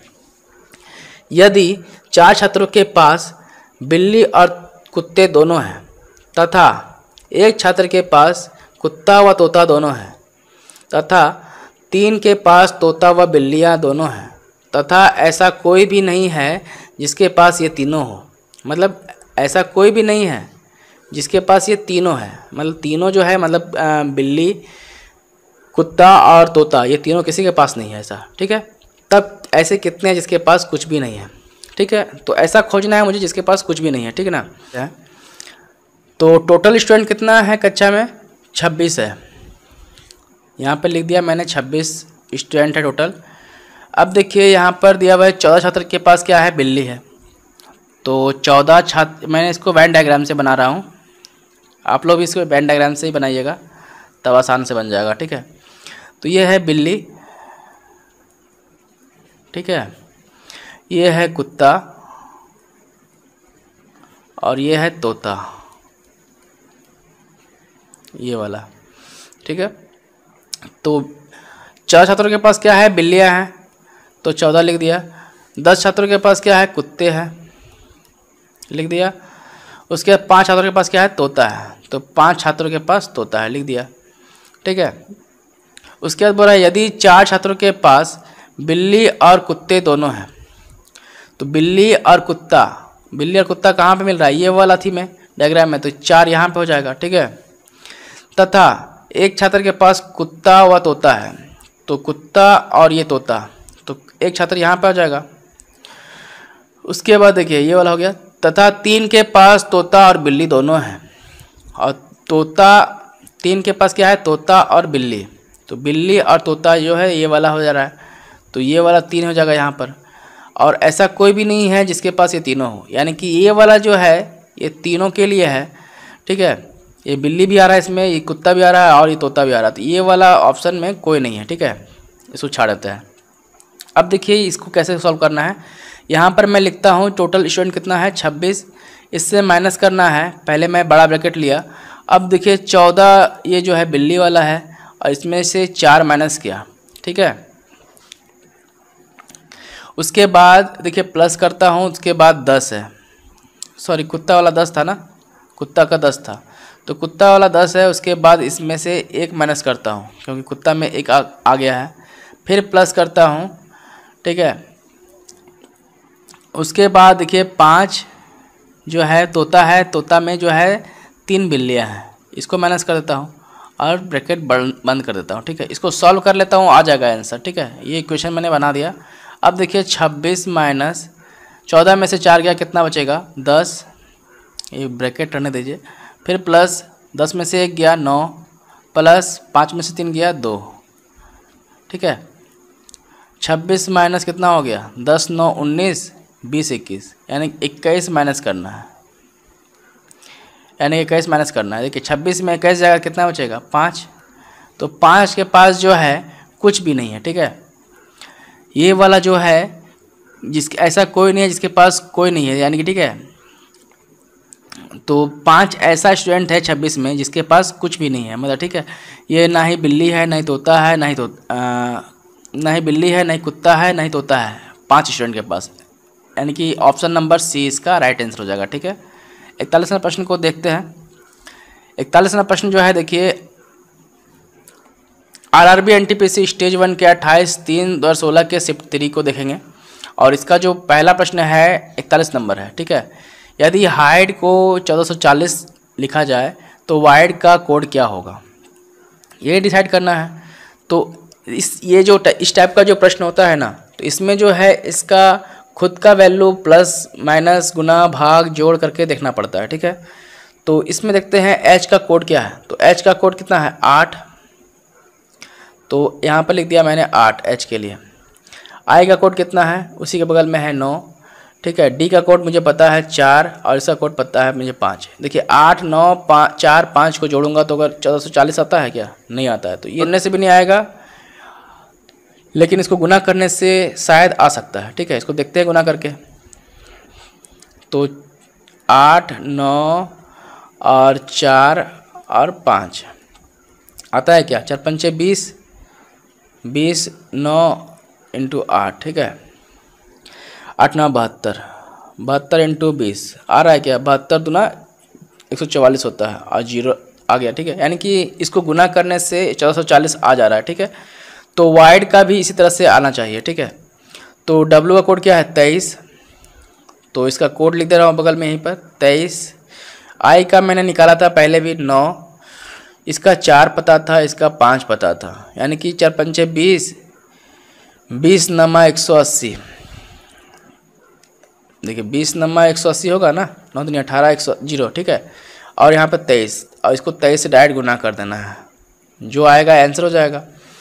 तो 0 का 0, ये 0 का 0 लिख दिया पहले मैंने। 18 3 54 के 4 हाथ में रहा 5, 18 दूनी 36, 6 5 11 हाथ में रहा 1 3 1 4, यानी कि 4140 इसका राइट आंसर हो जाएगा। ऑप्शन नंबर सी में है 4140, तो राइट आंसर क्या हो जाएगा 4140 यानी कि 4140 इसका राइट आंसर हो जाएगा, ठीक है। 42वां प्रश्न को देखते हैं। तो 42वां प्रश्न जो है, यदि कोई व्यक्ति किसी पंक्ति में दोनों ओर से 14वें स्थान पर हो तो पंक्ति में कुल कितने लोग होंगे। इसको देखिए मैंने मैथ में भी बताया था आपको, और ये रीजनिंग में भी पूछ दिया है, ठीक है, सेम प्रश्न है। तो इसको कुछ नहीं करना है, देखिए यहाँ से लेकर के ये एक पंक्ति है और एक आदमी जो है ये 14वें स्थान पर है, 14th पे है, ठीक है, ये दोनों और से 14 आसान पे है ना, तो यहाँ पर भी 13 होगा इसके पीछे आदमी, और यहाँ पर भी यहाँ से लेकर के यहाँ तक 13 आदमी पीछे होगा, तो ये 13 13 26 और ये खुद का एक 27, ठीक है। तो 13 प्लस 13 और प्लस ये खुद का जो आदमी है ये, यानी कि 13 26 और 27। ऑप्शन 27 कहाँ है? ऑप्शन नंबर डी में है, तो ऑप्शन नंबर डी इसका राइट आंसर हो जाएगा, ठीक है। देखते हैं 43वां प्रश्न को। देखिए, निम्नलिखित समीकरण को सही बनाने के लिए किन दो चिन्हों को आपस में बदल दिया जाना चाहिए, ठीक है। इसको देखते हैं, और ये चिन्ह को जो है आपस में बदलना है, ठीक है। तो देखिए, यहाँ पर मैं सबसे पहले क्या बोला था कि इस टाइप का जो भी प्रश्न होगा ना, इसमें पहले भाग को ढूंढिए, ठीक है, भाग को बदलिए, ठीक है। तो सबसे पहले देखिए, भाग को बदलता हूँ, भाग को गुना करता हूँ या गुना को भाग करता हूँ, ये इंटरचेंज कर सकते हैं। भाग को गुना और गुना को भाग कर सकते हैं, ठीक है, इंटरचेंज कर सकते हैं। और भाग को प्लस और प्लस को भाग कर सकते हैं, ठीक है। इस तरह से इंटरचेंज करना है।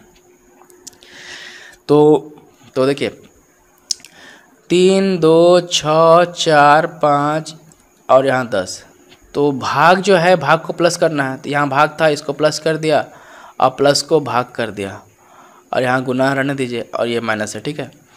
तो 3/2 इंटू 6 माइनस 4 प्लस 5, ठीक है, 2 तिया 6, 3 3 9 माइनस 4 प्लस 5 इक्वल टू 10।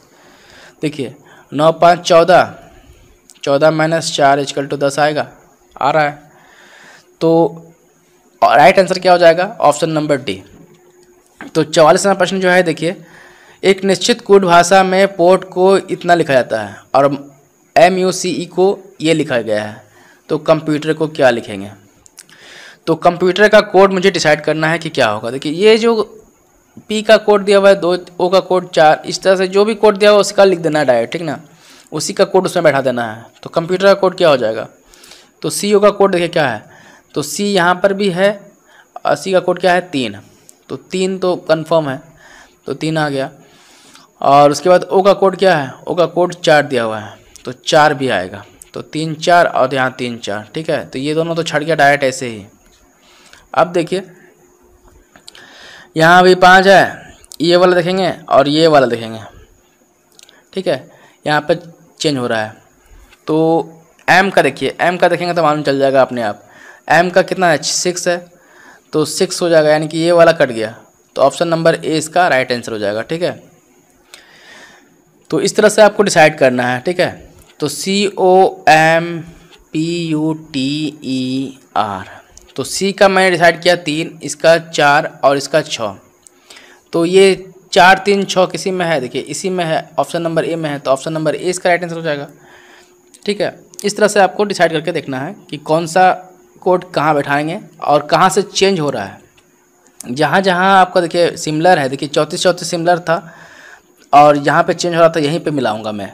और ये दोनों को मैं अगर देखूंगा, मगर 3 आ रहा है, पहला देखूंगा, पहला अक्षर देखा 3 आया, तो ठीक है, दोनों में से कोई हो सकता है, ये दोनों तो नहीं होगा, कंफर्म है। और इस दोनों में देखिए, यहाँ से यहाँ तक मिल रहा है, यहाँ से यहाँ तक छोड़ दीजिए, उसके बाद जहाँ से नहीं मिल रहा है उसको चेक करना है डायरेक्ट, ठीक है, उस अक्षर को, तो वो चेक करूँगा तो आंसर आ जाएगा। तो 45वें प्रश्न को देखते हैं, चलिए। तो 45वां प्रश्न जो है, देखिए, यहाँ पे जीसस का जो है कोड ये लिखा हुआ है, ठीक है, JESUS का कोड जो है EZNPN दिया हुआ है, तो जैक का कोड, निश्चित कोड क्या लिखा जाएगा, इसको ढूंढना है, ठीक है। तो देखिए, यहाँ पर जो है JESUS, ठीक है, इसका कोड दिया हुआ है, J का कोड दिया हुआ है E, और E का कोड दिया हुआ है Z, और S का कोड दिया हुआ है N, और U का कोड दिया हुआ है P, और S का कोड दिया हुआ है N, ठीक है।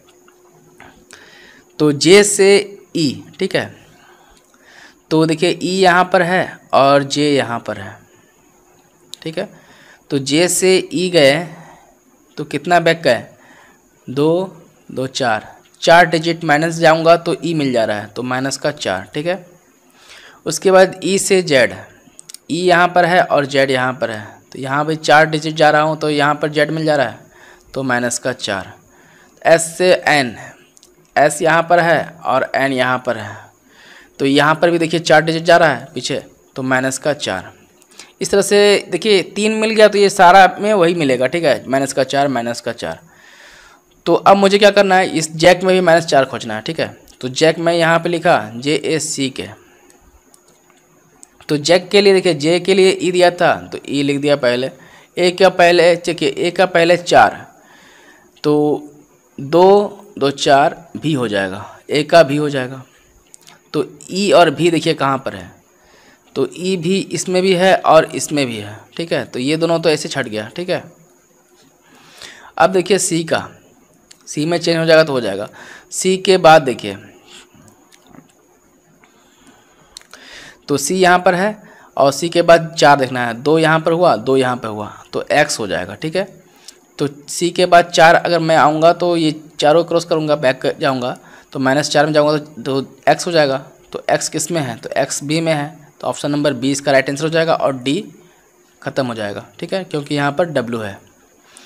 तो इसीलिए ऑप्शन नंबर 20 का राइट आंसर हो जाएगा, यहाँ पर X हो जाएगा और यहाँ पर F हो जाएगा, ठीक है। समझ में आ रहा है कैसे किया है। और इसलिए मैं ये आप लोगों को बोल रहा हूँ कि जब भी एग्ज़ाम स्टार्ट हो आप लोग का ऑनलाइन एग्ज़ाम, तो आप पहले इस चीज़ को लिख लीजिए। जैसे मैंने यहाँ पे लिख के रखा है, तो ये लिख के रखिएगा तो आपको उतना याद रखने का, अगर आपको डिजिट अगर याद हो जाता है तो अच्छा है, अल्फ़ाबेट का डिजिट के साथ याद रखना होगा आपको, ठीक है, कि किसका कौन सा नंबर है। या तो आप ऐसे वहाँ पर एग्ज़ाम से पहले लिख लीजिए, ठीक है, जैसे मैंने यहाँ पर लिखा है, तो ऐसे लिख लीजिएगा तो आपका आसानी हो जाएगा सॉल्व करने में, ठीक है। तो देखते हैं 46वां प्रश्न को। तो 46वां प्रश्न देखिए, प्रतीकों के सही सेट का चयन करें, ठीक है। इसमें जो है इस चिन्ह को लगाना है कोई सा भी। तो इसमें मैंने क्या कहा था, सबसे पहले डिवाइड को रखिए, ठीक है। तो डिवाइड देखिए, डिवाइड को मैं अगर यहाँ रखा तो डिवाइड तो करेगा, लेकिन यहाँ पर इंटू हो जा रहा है, सोचते 49 और यहाँ पर प्लस है, ठीक है। ये तो 1 हो गया, यहाँ पर 1 हो गया और ये प्लस है और ये 49 है, तो ऑप्शन नंबर ए तो ऐसे ख़त्म हो गया, ठीक है। अब देखते हैं बी नंबर को। तो देखिए 7 7 7 7 = 14 आना चाहिए, ठीक है। तो ऑप्शन नंबर 1 ख़त्म हो गया। ऑप्शन नंबर बी देखिए, यहाँ पर अगर डिवाइड रखूँगा और ये प्लस, ठीक है, यहाँ पर प्लस रखा, यहाँ पर गुना किया, तो यही चीज़ तो दोहरा दिया या उल्टा कर दिया है, तो ये भी नहीं होगा, क्योंकि 7 से 49 हो जाएगा और यहाँ पर 7 से डिवाइड करूँगा 7 को तो 1 हो जाएगा, यहाँ प्लस हो जाएगा, तो ये 50 तो होने वाला नहीं है, तो ये भी ख़त्म हो गया, ठीक है। ऑप्शन नंबर बी भी ख़त्म। तो यानी कि भागा के साथ प्लस का कॉम्बिनेशन नहीं होना चाहिए, तो भागा के साथ प्लस का कॉम्बिनेशन नहीं है तो गुना है, ठीक है, और यहाँ भी गुना है। तो चलिए इसी को ट्राई करता हूँ, ये दोनों को कौन सा होगा देखते हैं। तो देखते हैं सी नंबर को, भागा लगाता हूँ यहाँ पर तो ये 1 हो जाएगा और इसके बाद गुना है, तो गुना का गुना में होगा तो कितना होगा, 7 का 7 और 7 में माइनस करूँगा 7 तो क्या हो जाएगा, 0 हो जा रहा है, तो ये तो ऑप्शन नहीं होगा। तो बचा कौन सा, प्लस करूँगा तो होगा, ठीक है। तो भागा गुना और यहाँ पर प्लस कर देना है खाली। तो भाग किया तो 1 आया और 7 से एक बार गुना किया तो 7 आया और यहाँ पर प्लस था तो यहाँ प्लस कर दीजिए, 7 से 14 हो जाएगा, तो 0 के बजाय यहाँ पे क्या हो जा रहा है, 14 हो जा रहा है। तो ऑप्शन नंबर डी इसका राइट आंसर हो जा रहा है, ठीक है। तो इस तरह से आपको ढूंढना था कि कौन सा सेट करेगा, ठीक है। तो डी नंबर सेट किया, इसलिए इसका ऑप्शन नंबर डी इसका राइट आंसर हो जाएगा 46 का। देखते हैं नेक्स्ट को, 47वां प्रश्न को। तो 47वां प्रश्न जो है देखिए, यदि त्रिभुज और स्क्वायर का गुना में 48 आता है और सर्किल का गुना में ये दोनों को गुना करता हूँ तो 24 आता है और ये दोनों को गुना करता हूँ तो 8 आता है, और तो ये दोनों का गुना करने से क्या पता लगा जा सकता है, ठीक है। देखते हैं। तो सबसे पहले देखिए, यहाँ पर जो त्रिभुज यहाँ भी है यहाँ भी है, तो यहाँ पर डिफरेंस है, डिफरेंट चीज़ दिया हुआ है, ठीक है। तो यहीं पे रखते हैं हम, सबसे छोटा अंक रखते हैं 2, ठीक है। 2 को गुना करेंगे किससे, तो 8 आ जाए मेरा, तो 2 को गुना करूँगा 4 से, 4 दूना 8 आ गया 8। तो 0 के लिए मतलब सर्कल के लिए मैंने क्या लिया, 4 लिया, तो 4 यहाँ में बैठाइए, तो 4 को किससे गुना किया जाए, जो 24 आ जाए, ठीक है। तो 4 को 6 से गुना करेंगे तो 24 आ जाएगा। इसी तरह से अगर मैंने अगर त्रिभुज के लिए 6 लिया है तो यहाँ पे 6 रख देंगे। तो 6 को किससे गुना करेंगे जो 48 आ जाए। तो 6 को गुना करेंगे 8 छक 48, 8 से गुना करूँगा तो 48 आ जाएगा। ठीक है, तो त्रिभुज का कोड कितना था, कोड त्रिभुज का कोड था 6 और इसका कोड कितना था ईटा का, तो ईटा का कोड था 2। ये दोनों गुना करूँगा कितना आएगा, 12 आएगा। तो ऑप्शन नंबर 20 का राइट आंसर हो जाएगा। ठीक है, तो इस तरह से आपको डिसाइड करना है क्या आएगा। ठीक है, तो इस तरह से आपको सबसे छोटा से लेके चलना है और वहाँ पर उसका पुट करके देखना है वैल्यू क्या आएगा। ठीक है, नेक्स्ट देखते हैं 48वें प्रश्न को। 48वां प्रश्न जो है देखिए, यह एक श्रृंखला प्रश्न चिन्ह है, यानी कि सीरीज दिया हुआ है। इनमें से जो है प्रश्न चिन्ह में कौन आएगा। ठीक है, देखते हैं कौन सा आएगा। तो 26, 29, 33, 38, प्रश्न चिन्ह 51। ठीक है, देखिए ये दोनों का डिफरेंस कितना है ये देखिए। पहले ये तो बढ़ते क्रम में है। ठीक है, तो डिफरेंस कितना है, 3 का डिफरेंस है। यहाँ से यहाँ का डिफरेंस कितना है, तो 29 एक 30 और यहाँ पर 3, यानी कि 4 का डिफरेंस है, यानी कि 4 प्लस हो रहा है, 3 प्लस हो रहा है, 4 प्लस हो रहा है। फिर उसके बाद देखिए ये 5 प्लस हो रहा है। तो देखिए इसमें और इसमें कितना का डिफरेंस है, 1 का, यानी कि 1 प्लस हो रहा है। यहाँ से यहाँ तक कितना प्लस हो रहा है, 1 का प्लस हो रहा है। तो यहाँ से यहाँ भी जो डिजिट होगा उसमें भी 1 प्लस होगा, यानी कि 6 हो जाएगा।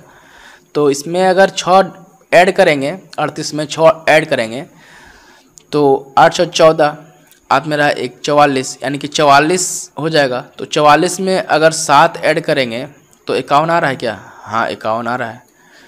तो 44 से 51 का बीच का कितना दूरी हो गया, 7। तो ऑप्शन नंबर 20 का राइट आंसर हो जाएगा, क्योंकि 44 क्वेश्चन मार्क की जगह पे आया है। ठीक है, क्योंकि ये सीरीज़ मेरा फॉलो कर रहा है, ये बढ़ते क्रम में था, 3 4 5 6 उसके बाद 7। ठीक है, इस तरह से इसको सॉल्व करना था। ठीक है, 49 नंबर को देखते हैं। 49 नंबर जो प्रश्न है देखिए, यदि भागा का अर्थ माइनस, गुना का अर्थ जो है प्लस और माइनस का अर्थ जो है गुना तथा प्लस का अर्थ जो है भागा हो, तो ये जो दिया हुआ है प्रश्न, इसका मान बताना है। ठीक है, तो मैं इसको लिखता हूँ पहले 7 3 2 6 4। ठीक है, यहाँ पर ब्रैकेट है, इसको ब्रैकेट कर देते हैं। भागा है ना, भागा का अर्थ क्या है, माइनस है, तो माइनस कर दिया। अब देखिए गुना का अर्थ क्या है, प्लस है, तो गुना का है, गुना का अर्थ प्लस है, प्लस कर दिया। उसके बाद माइनस का अर्थ क्या है, गुना है, तो माइनस का है, माइनस का अर्थ यहाँ पर गुना हो जाएगा। उसके बाद प्लस का अर्थ क्या है, भागा है, तो यहाँ पर भागा हो जाएगा। ठीक है, इसको सॉल्व कर लेते हैं। तो 7 + 3/2। ठीक है, तो 2 × 1 = 2, 2 × 5 = 10 प्लस 7, ये तो ब्रैकेट में होगा, × 6 माइनस का 4, × 6 माइनस का 4। इसको सॉल्व कर लीजिए, 8.5 हुआ × 6 माइनस 4। तो यहाँ पर जो है बोर्ड मास का रूल लागू करना पड़ेगा। ठीक है, पहले ब्रैकेट, फिर ऑफ, फिर डिवाइड, फिर मल्टीप्लिकेशन, फिर ऐड, फिर सब्सट्रैक्शन। ठीक है, तो यही रूल यहाँ पर लागू होगा, इस टाइप का जितना ही प्रश्न आएगा उसमें। ठीक है, तो यहाँ पर मैंने क्या किया, पहले ब्रैकेट को सॉल्व किया, उसके बाद डिवाइड रहता तो डिवाइड, उसके बाद गुना को। ठीक है, तो यहाँ गुना कीजिए, 6 × 5 = 30 के 0, हाथ में रहा 3, 8 × 8 = 48, 48 और 3, 8 9 10 11, हाथ में रहेगी 51, यानी कि 51 आ जा रहा है। ठीक है, और यहाँ पॉइंट के बाद 0 है तो इसको काट दीजिए। ठीक है, ऐसे हट जाएगा। माइनस का 4, तो 51 में 4 जाएगा तो कितना बचेगा, तो 51 में 1 पहले माइनस कीजिए और 3 बच गया। तो 51 में 1 जाएगा तो 50, 50 में 3 जाएगा तो कितना, 47 बचेगा, तो 47 हो जाएगा।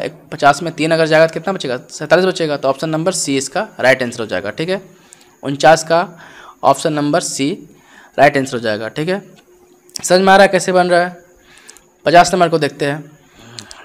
प्रश्न नंबर 50 को। नीचे कथन और उसके बाद कुछ निष्कर्ष दिए गए हैं, आपको दिए गए कथनों को सही मानना है। ये कथन को जो है सही मानना है, राइट मानना है, हमेशा राइट मान कर चलना है, चाहे वे सामान्य तथ्यों से भिन्न होते हों। फिर चाहे वे सामान्य ज्ञात तथ्यों से भिन्न प्रतीत होते हों तो भी उसे सही मानकर चलना है। ठीक है, यही कहा गया है। तो पहले पढ़ते हैं कथन को। युवा बहुत महत्वाकांक्षी होते हैं, सही बात है, युवा बहुत महत्वाकांक्षी होते हैं। उसके बाद कहा जा रहा है बहुत सारे बुरे लोग युवा पीढ़ी को बिगाड़ रहे हैं। ठीक है, बहुत सारे लोग जो है युवा पीढ़ी को बिगाड़ रहे हैं, बहुत सारे बुरे लोग जो है युवा पीढ़ी को बिगाड़ रहे हैं, ये कहा गया है। तो ठीक है, अब निष्कर्ष पढ़ते हैं, देखते हैं क्या कहा जा रहा है। युवाओं को नहीं पता किस पर विश्वास किया जाए, युवाओं को नहीं पता है किस पर विश्वास किया जाए। तो कथन को जो है मुझे हर हाल में मुझे राइट मानना है। यहाँ पे मैंने क्या लिखा, कथन को मुझे हर हाल में राइट मानना है, चाहे वो गलत हो क्यों ना हो। ठीक है, युवा बहुत महत्वाकांक्षी है, यही सही है। ठीक है, बहुत सारे बुरे लोग जो है युवा पीढ़ी को बिगाड़ रहे हैं। और यहाँ पे निष्कर्ष क्या कह रहा है, युवाओं को नहीं पता कि किस पर विश्वास किया जाए। तो ये विश्वास का तो बात ही नहीं कहा गया है, और यहाँ पर तो कहा गया है युवा महत्वाकांक्षी होते हैं, बहुत सारे बुरे लोग जो है युवा पीढ़ी को बिगाड़ रहे हैं। तो इसका तो जिक्र ही नहीं है विश्वास का, कि युवा को नहीं पता कि किस पर विश्वास किया जाए। तो ये मेरे हिसाब से ये गलत हो जाएगा, क्योंकि ये जो है कथन में अंतर्निहित नहीं है। ठीक है, देखिए उसके बाद दूसरा नंबर कथन जो है, देखिए कुछ युवा बुरे प्रभाव की वजह से अपने लक्ष्य से भटक जाते हैं। तो देखिए यहाँ पे कथन में क्या कहा है, युवा बहुत महत्वाकांक्षी हैं। ठीक है, सही बात है, बहुत सारे बुरे लोग जो है युवा पीढ़ी को बिगाड़ रहे हैं। तो यहाँ पे जो देखिए कुछ युवा जो है बुरे प्रभाव की वजह से अपने लक्ष्य से भटक जाते हैं। तो कुछ युवा जो है अपने बुरे प्रभाव की वजह से अपने लक्ष्य से भटक जाते हैं, इसलिए वो क्या हो रहा है, बहुत सारे लोग जो है युवा पीढ़ी को बिगाड़ देते हैं। तो ये जो है इसमें जो है अंतर्निहित है, ये कथन में जो है, ये दूसरा नंबर कथन निष्कर्ष, ये कथन जो है, ये निष्कर्ष जो है दूसरा नंबर, ये जो है कथन में अंतर्निहित है, इसीलिए ये राइट हो जाएगा मेरे हिसाब से। ठीक है, तो देखिए इसके हिसाब से जो है ना, कथन के हिसाब से ये वाला सही हो जाएगा, क्योंकि यहाँ पर कुछ युवा बुरे प्रभाव की वजह से अपने लक्ष्य से भटक जाते हैं, इसलिए वो युवा पीढ़ी बिगड़ जाते हैं। ठीक है, और अपने बुरे प्रभाव की वजह से वो भटक जाते हैं, इसलिए वो बिगड़ जाते हैं। ठीक है, क्योंकि यहाँ पर ये कथन उसमें निहित है, क्योंकि वो अपने लक्ष्य से भटक जाते हैं और वो बिगड़ जाते हैं, और युवा जो है बहुत महत्वाकांक्षी होते हैं। तो और इसका तो विश्वास का तो बात ही नहीं कहा गया है, तो ये वाला तो ऑब्वियसली गलत हो जाएगा। तो ऑप्शन नंबर सेकंड इसका राइट होना चाहिए। तो ऑप्शन नंबर सेकंड किस में है, केवल निष्कर्ष 2। तो केवल निष्कर्ष 2 जो है इसमें अनुसरण करता है, तो ऑप्शन नंबर 20 का राइट आंसर हो जाएगा। ठीक है, तो 50 का option number B right answer हो जाएगा। देखते हैं नेक्स्ट प्रश्न को, 51 प्रश्न को देखते हैं। यदि किसी कोड भाषा में स्कूल का कोड ये है लिखा जाता है, स्कूल को इस तरह से लिखा जाता है, तो कॉलेज शब्द के लिए बीच का अक्षर क्या होगा। ठीक है, पहले मैं इसको यहाँ पर कोड को पहले डिफरेंस करता हूँ कि ये कितना का डिफरेंस है इसमें, या कितना का प्लस हो रहा है या कितना माइनस हो रहा है। ठीक है, तो स्कूल लिखता हूँ पहले, देखिए SCHOOL स्कूल। ठीक है, S से F तक, और C से P तक, H से U तक, O से B, और L से Y। ठीक है, अब देखिए S से F, S कहाँ है, S यहाँ पर है, और S से F कितना बैक जाना पड़ रहा है, 2 3 3 6 3 9 10 11 12, यानी कि S से F जाते हैं तो प्लस का 12, S से F आगे जा रहे हैं ना, तो आज प्लस 12 हो जा रहा है। C से P, देखिए C यहाँ पर है और P कहाँ पर है, यहाँ पर है। ठीक है, तो C से P देखिए 3 3 6 3 9 10 11 12, यानी कि 12, ये तो यानी कि 12 12 सब में डिफरेंस है, सब में 12 होगा। 12 अक्षर के बाद 13वां अक्षर होगा, यानी कि ठीक है 12 अक्षर के बाद ना है 13 अक्षर। तो इसमें जो है कॉलेज में, तो कॉलेज के लिए जो शब्द है इसके बीच का अक्षर पूछ रहा है, बीच का अक्षर क्या होगा ये बोल रहा है। तो कॉलेज में 3 डिजिट इधर से 3 डिजिट इधर से, तो एल का मुझे कोड निकालना है, तो एल का निकालना है सिर्फ। ठीक है, तो एल का निकाल लेंगे तो आंसर आ जाएगा। तो देखिए एल यहाँ पर है और एल के बाद प्लस 12 करना है मुझे, तो 3 3 6 3 9 10 11 12, कौन सा अक्षर हो जा रहा है, वाई हो जा रहा है। तो ऑप्शन नंबर डी इसका राइट आंसर हो जाएगा। ठीक है, फिर से देख लेते हैं, 3 3 6 3 9 3 6 12, +12 कर रहा हूँ तब मुझे y मिल रहा है, तो ऑप्शन नंबर डी इसका राइट आंसर हो जाएगा। कॉलेज के लिए जो बीच का अक्षर है यानी कि एल का जो कोड होगा वो क्या होगा, y होगा। तो मुझे पूरा का नहीं ढूंढना है कॉलेज के लिए, तो सिर्फ एक अक्षर का ढूंढना था, इसीलिए मुझे एल ढूंढा और एल का क्या होगा, y हो जा रहा है आंसर। ठीक है, देखते हैं नेक्स्ट प्रश्न को, 52 नंबर प्रश्न को। तो 52 से 54 तक दिया हुआ है इसमें। देखिए 70 व्यक्तियों की किसी पार्टी में जो है 52 अंग्रेजी बोल सकते हैं तथा 26 जो है फ्रेंच बोल सकते हैं। ठीक है, तो इस टाइप का जो प्रश्न है मैंने बताया था कि मैथ और रीजनिंग सब में पूछा जाता है और ये रेलवे का जो है फेवरेट प्रश्न है।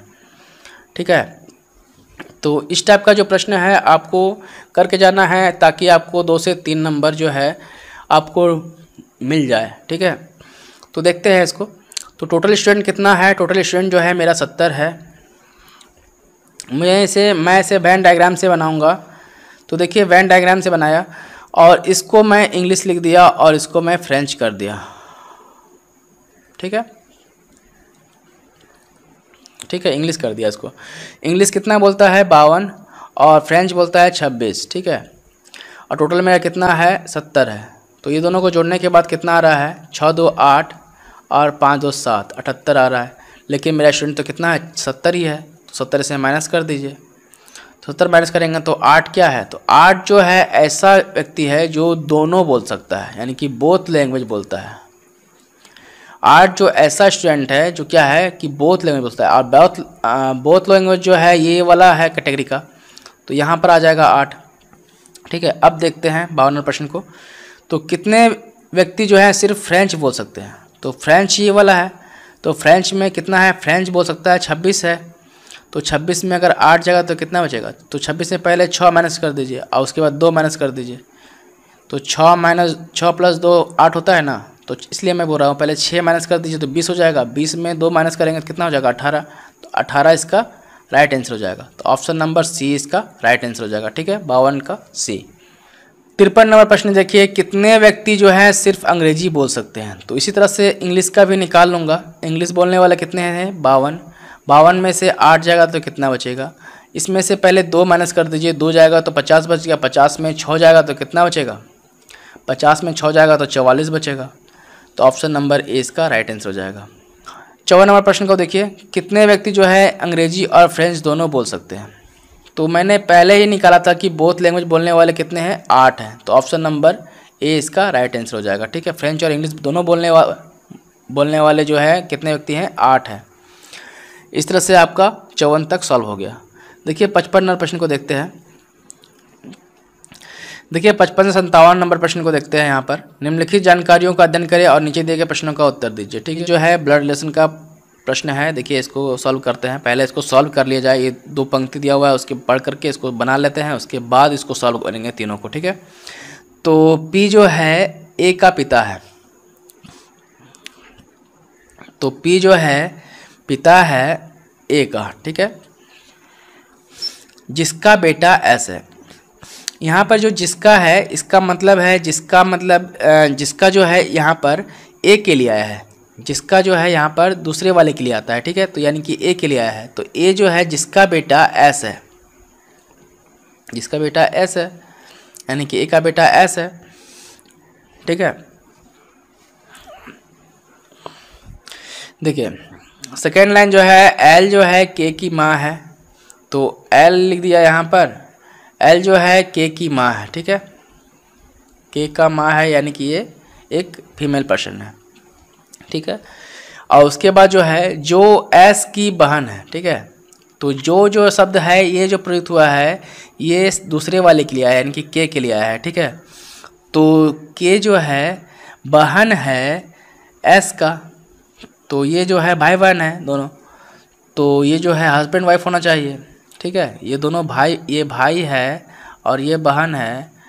ठीक है, तो ये दोनों क्या होगा, इसका माँ है, तो ये हस्बैंड होना चाहिए ना। तो ये मुझे इसके अनुसार से मालूम चल गया कि ये एक मेल पर्सन है। ठीक है, और ये एक फीमेल है। अब देखते हैं प्रश्न को सॉल्व करते हैं। 55वां प्रश्न क्या कह रहा है, ए का एल से क्या संबंध है। तो एल से, ए का एल से क्या संबंध है। एल जो है ए को क्या कहेगा, एल जो है ए को क्या कहेगा, पति कहेगा, यानी कि यहाँ पर से जो है से यानी कि एल से ए का संबंध क्या है, तो एल से ए का संबंध क्या है, तो एल से संबंध है ए का पति का, यानी कि एल का पति है ए। ठीक है, ऑप्शन नंबर 20 का राइट आंसर हो जाएगा 55 का। देखते हैं 56 नंबर प्रश्न को। ए का के से क्या संबंध है, तो ए का के से, तो के से ए का क्या संबंध है बोल रहा है, के से ए का क्या संबंध है, तो के का बेटी है, के से ए का संबंध क्या है, तो इसका पिता है ना, के का पिता है ना ए, तो ऑप्शन नंबर ए इसका राइट आंसर हो जाएगा। ठीक है, 57 प्रश्न को देखते हैं। पी का एल से क्या संबंध है, तो एल से पी को देखना है मुझे, तो एल से पी को देखना है मुझे, क्या लगेगा, एल से पी का संबंध क्या होगा, तो इसका पति का पिता है ना, तो ससुर लगेगा ना, तो एल का ससुर लगेगा ना ये, तो ससुर कहाँ है, सी में है, तो ऑप्शन नंबर सी इसका राइट आंसर हो जाएगा। ठीक है, 57 का ऑप्शन नंबर सी इसका राइट आंसर हो जाएगा। ठीक है, 58 प्रश्न को देखते हैं। देखिए 58 प्रश्न को देखते हैं। दिए गए प्रश्नों के उत्तर हेतु निम्नलिखित कथनों को पढ़ें। तो सभी आम जो है मीठे हैं। ठीक है, यहाँ मीठा होगा। सभी आम जो है, बनाता हूँ इसको, ये सिलोजिज्म है एक ठो। आम जो है, सभी आम जो है क्या है, मीठे हैं। ठीक है, मीठे हैं। कुछ सेब मीठे हैं, कुछ सेब जो है ये क्या है, कुछ सेब मीठा है, बना दिया, कुछ सेब मीठा है। सभी गालाकार नहीं होता है, गोलाकार, सभी गोलाकार फल मीठे होते हैं, सभी गोलाकार फल मीठे हैं, तो सभी गोलाकार फल मीठे हैं, यहाँ पर गोलाकार होगा, सभी गोलाकार जो है मीठे फल हैं। ठीक है, जेनी एक मीठा फल खा रही है, तो जेनी जो है एक मीठा फल खा रही है, मीठे में है। ठीक है, तो अब देखिए यहाँ पर कुछ निम्न में से कौन सा अनुसार निश्चित रूप से सत्य है, देखते हैं। जेनी एक सेब खा रही है, जेनी एक सेब खा रही है, तो जेनी एक मीठा फल खा रही है, लेकिन गोलाकार, और ये वाला जो है गोलाकार है,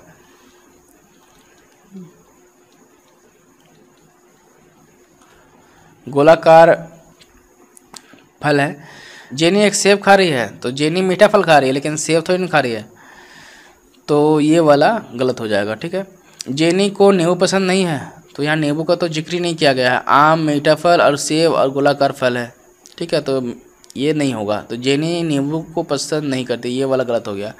जेनी एक नारंगी खा रही है, जेनी एक नारंगी खा रही है, नारंगी का तो जिक्र ही नहीं है, तो नारंगी भी खत्म। देखिए जेनी आम खा रही है, इसकी संभावना सबसे ज़्यादा है।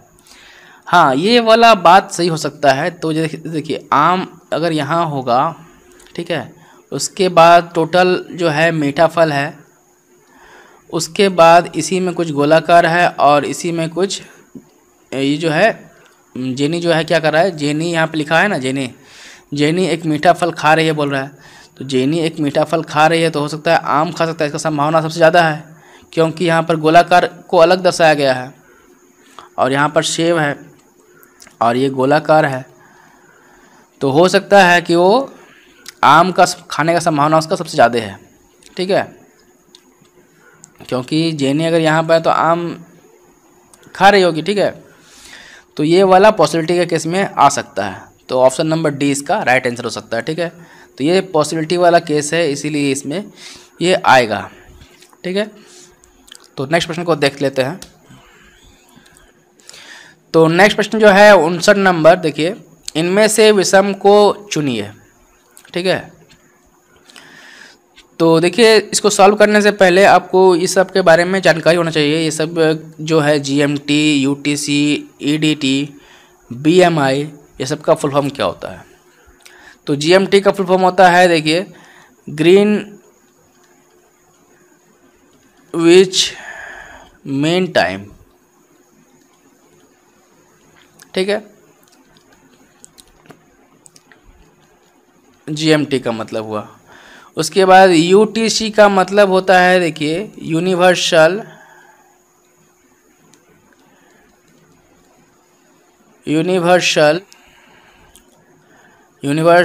टाइम कोऑर्डिनेटेड, ठीक है। यूटीसी का मतलब क्या हुआ, यूनिवर्सल टाइम कोऑर्डिनेटेड, ठीक है। और ईडीटी का फुल फॉर्म हो जाता है, देखिए इसका मतलब होता है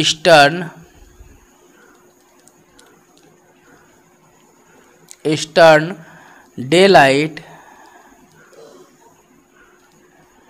टाइम।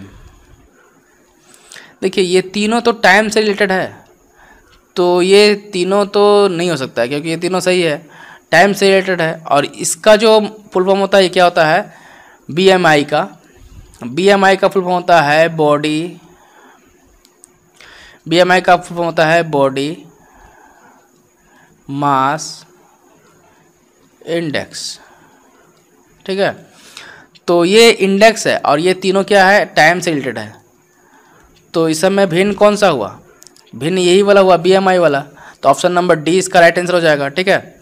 इस तरह से इसको चुन लेना था, यहाँ पर ये वाला ऑप्शन सही होगा, ठीक है, क्योंकि ये तीनों जो है टाइम से रिलेटेड है और ये वाला टाइम से रिलेटेड नहीं है। तो चलिए आज के लिए इतना ही, थैंक यू।